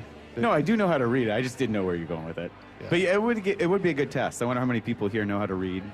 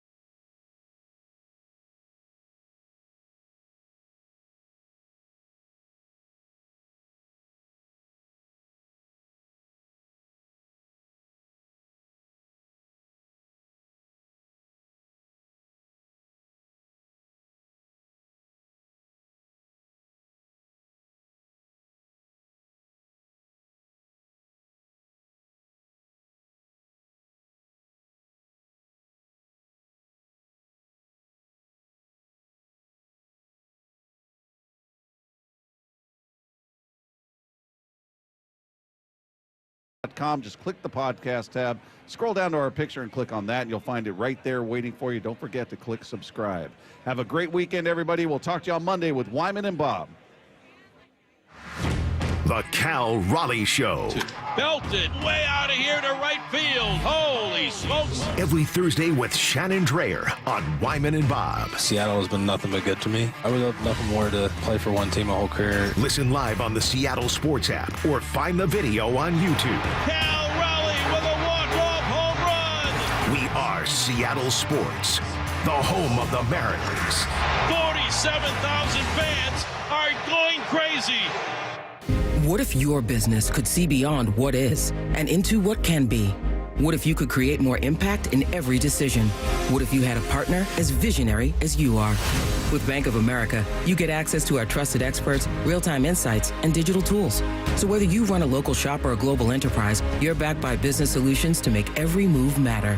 What would you like the power to do? Find out how at bankofamerica.com/banking for business. Bank of America is proud to be the official bank sponsor of FIFA World Cup 2026. How can you free your team from time-consuming office tasks? Amazon Business. Smart business buying tools enable buyers to find and purchase items fast so they can focus on strategy and growth. Free up your team and focus on your future. Learn more at amazonbusiness.com. Check engine or ABS light on? Take the guesswork out of your warning lights with O'Reilly Veriscan. It's free. Ask for O'Reilly Veriscan. O'Reilly Auto Parts. Collectors, Front Row Car Show is returning to Tacoma. Join us at the Greater Tacoma Convention Center on April 12th and 13th. Baseball, football, basketball, and hockey cards, plus collectibles such as Pokemon, Marvel, Star Wars, and comic books. SGC, CGC, and JSA will be there. So bring your cards, comics, and autographs to sell, trade, or get them graded. Hundreds of bidders, thousands of dollars in free prizes. Don't miss it. Front Row Card Show, Greater Tacoma Convention Center, Saturday and Sunday, April 12th and 13th, 11 to 5. For more info, go to frontrowcardshow.com. That's frontrowcardshow.com. From groceries to home prices, the cost of living in Washington state keeps going up. Now, Olympia politicians are proposing the largest tax increases in state history. Don't be fooled. If taxes go up, we'll all pay even more. Washington needs lower costs, not higher taxes. Tell the politicians no by visiting www.affordablewashington.org. Paid for by the people for an affordable Washington. Top 5 contributors are Washington Alliance for a Competitive Economy, Microsoft, Madrona, T-Mobile, and Amazon. Right now, have beautiful, ultra-efficient, clean technology windows installed and pay $0 down, 0 interest, and 0 payments for 18 months. Only from Lake Washington Windows and Doors. And they'll even pay your sales tax. Visit LakeWashingtonWindows.com. We've all been there, sleepless nights, wondering if your business's security service is really protecting what matters. At Bay Alarm, we can put your security insecurities to bed. Our advanced technology and personalized support ensure you can rest easy knowing we're here for you. BayAlarm.com. Springfest at Lowe's means can't miss savings for your home and lawn. Right now, buy 3 bags, get 3 free on Miracle-Gro 3/4 cubic foot all-purpose garden soil. Plus, buy 2, get 1 free on select exterior paint and stain via mail-in rebate. Lowe's, we help, you save. Valid through 4/16, excludes Alaska and Hawaii. While supplies last, selection varies by location. See rebate form for complete list of eligible products. Offer excludes clearance and mistints and can't be combined with any other offer, promotion, discount, or coupon. This is the story of the one who, as a maintenance specialist for a historic high-rise, knows that vintage charm historically needs constant attention. Which is why, when it's time to upgrade turn-of-the-century mechanicals, they turn to Grainger. With easy access to 1 million-plus products and the scale to deliver when and where you need them. The right tools and supplies are never far away. So the one can keep that vintage building running like new. Call, click Grainger.com, or just stop by. Grainger, for the ones who get it done. Subscribe to the Seattle Sports YouTube page to find new and exclusive content from your favorite shows and personalities daily. Just head to YouTube, search Seattle Sports, and click subscribe. This is the story of the one who, as a maintenance specialist for a historic high-rise, knows that vintage charm historically needs constant attention. Which is why, when it's time to upgrade turn-of-the-century mechanicals, they turn to Grainger. With easy access to 1 million-plus products and the scale to deliver when and where you need them. The right tools and supplies are never far away. So the one can keep that vintage building running like new. Call, click Grainger.com, or just stop by. Grainger, for the ones who get it done. This is the story of the one. As a maintenance specialist for university housing, he knows college students can major in wear and tear. Plus, housing so many students doesn't leave a lot of room to house all the supplies he needs. That's where Grainger comes in. With over 1 million industrial-grade products and fast, dependable delivery, Grainger carries the quality products he needs so he doesn't have to. From a new door hinge to a whole new faucet. Call, click Grainger.com, or just stop by. Grainger, for the ones who get it done. Meanwhile, at Xfinity. So, influencer life going well? Oh, yeah. I'm up to 32 followers. Oh, that's something. Yeah, posting my tap dancing videos is easier than ever because we engineered Xfinity Internet with 99.99% network reliability. Plus, Xfinity Mobile with Wi-Fi Power Boost gives you ultra-fast Wi-Fi at home and on the go. But wait, tap dancing? You don't tap dance. Hey, what I lack in skill, I make up with passion. Do more of what you love and love how fast you do it with Xfinity Internet and mobile. And now through April 21st, get 300 megabit Xfinity Internet and 1 unlimited mobile line together for $25 a month for 1 year and save $1,000 in your first year over Verizon and AT&T. Learn more at Xfinity.com. Requires paperless billing and autopay with stored bank account. Restrictions apply. Equipment, taxes, and fees extra. After promo, regular rate supply. Savings compared to Verizon 5G Internet plus 1 unlimited welcome line and AT&T Internet 300 plus 1 unlimited starter SL line. Xfinity Internet required. Actual speeds vary. Reduced speeds after 30 gigabits of usage per line. Data thresholds and actual savings vary. Let's go! This is Seattle Sports. Streaming through the Seattle Sports app. KIRO AM Seattle. KIRO FM HD2 Tacoma. Home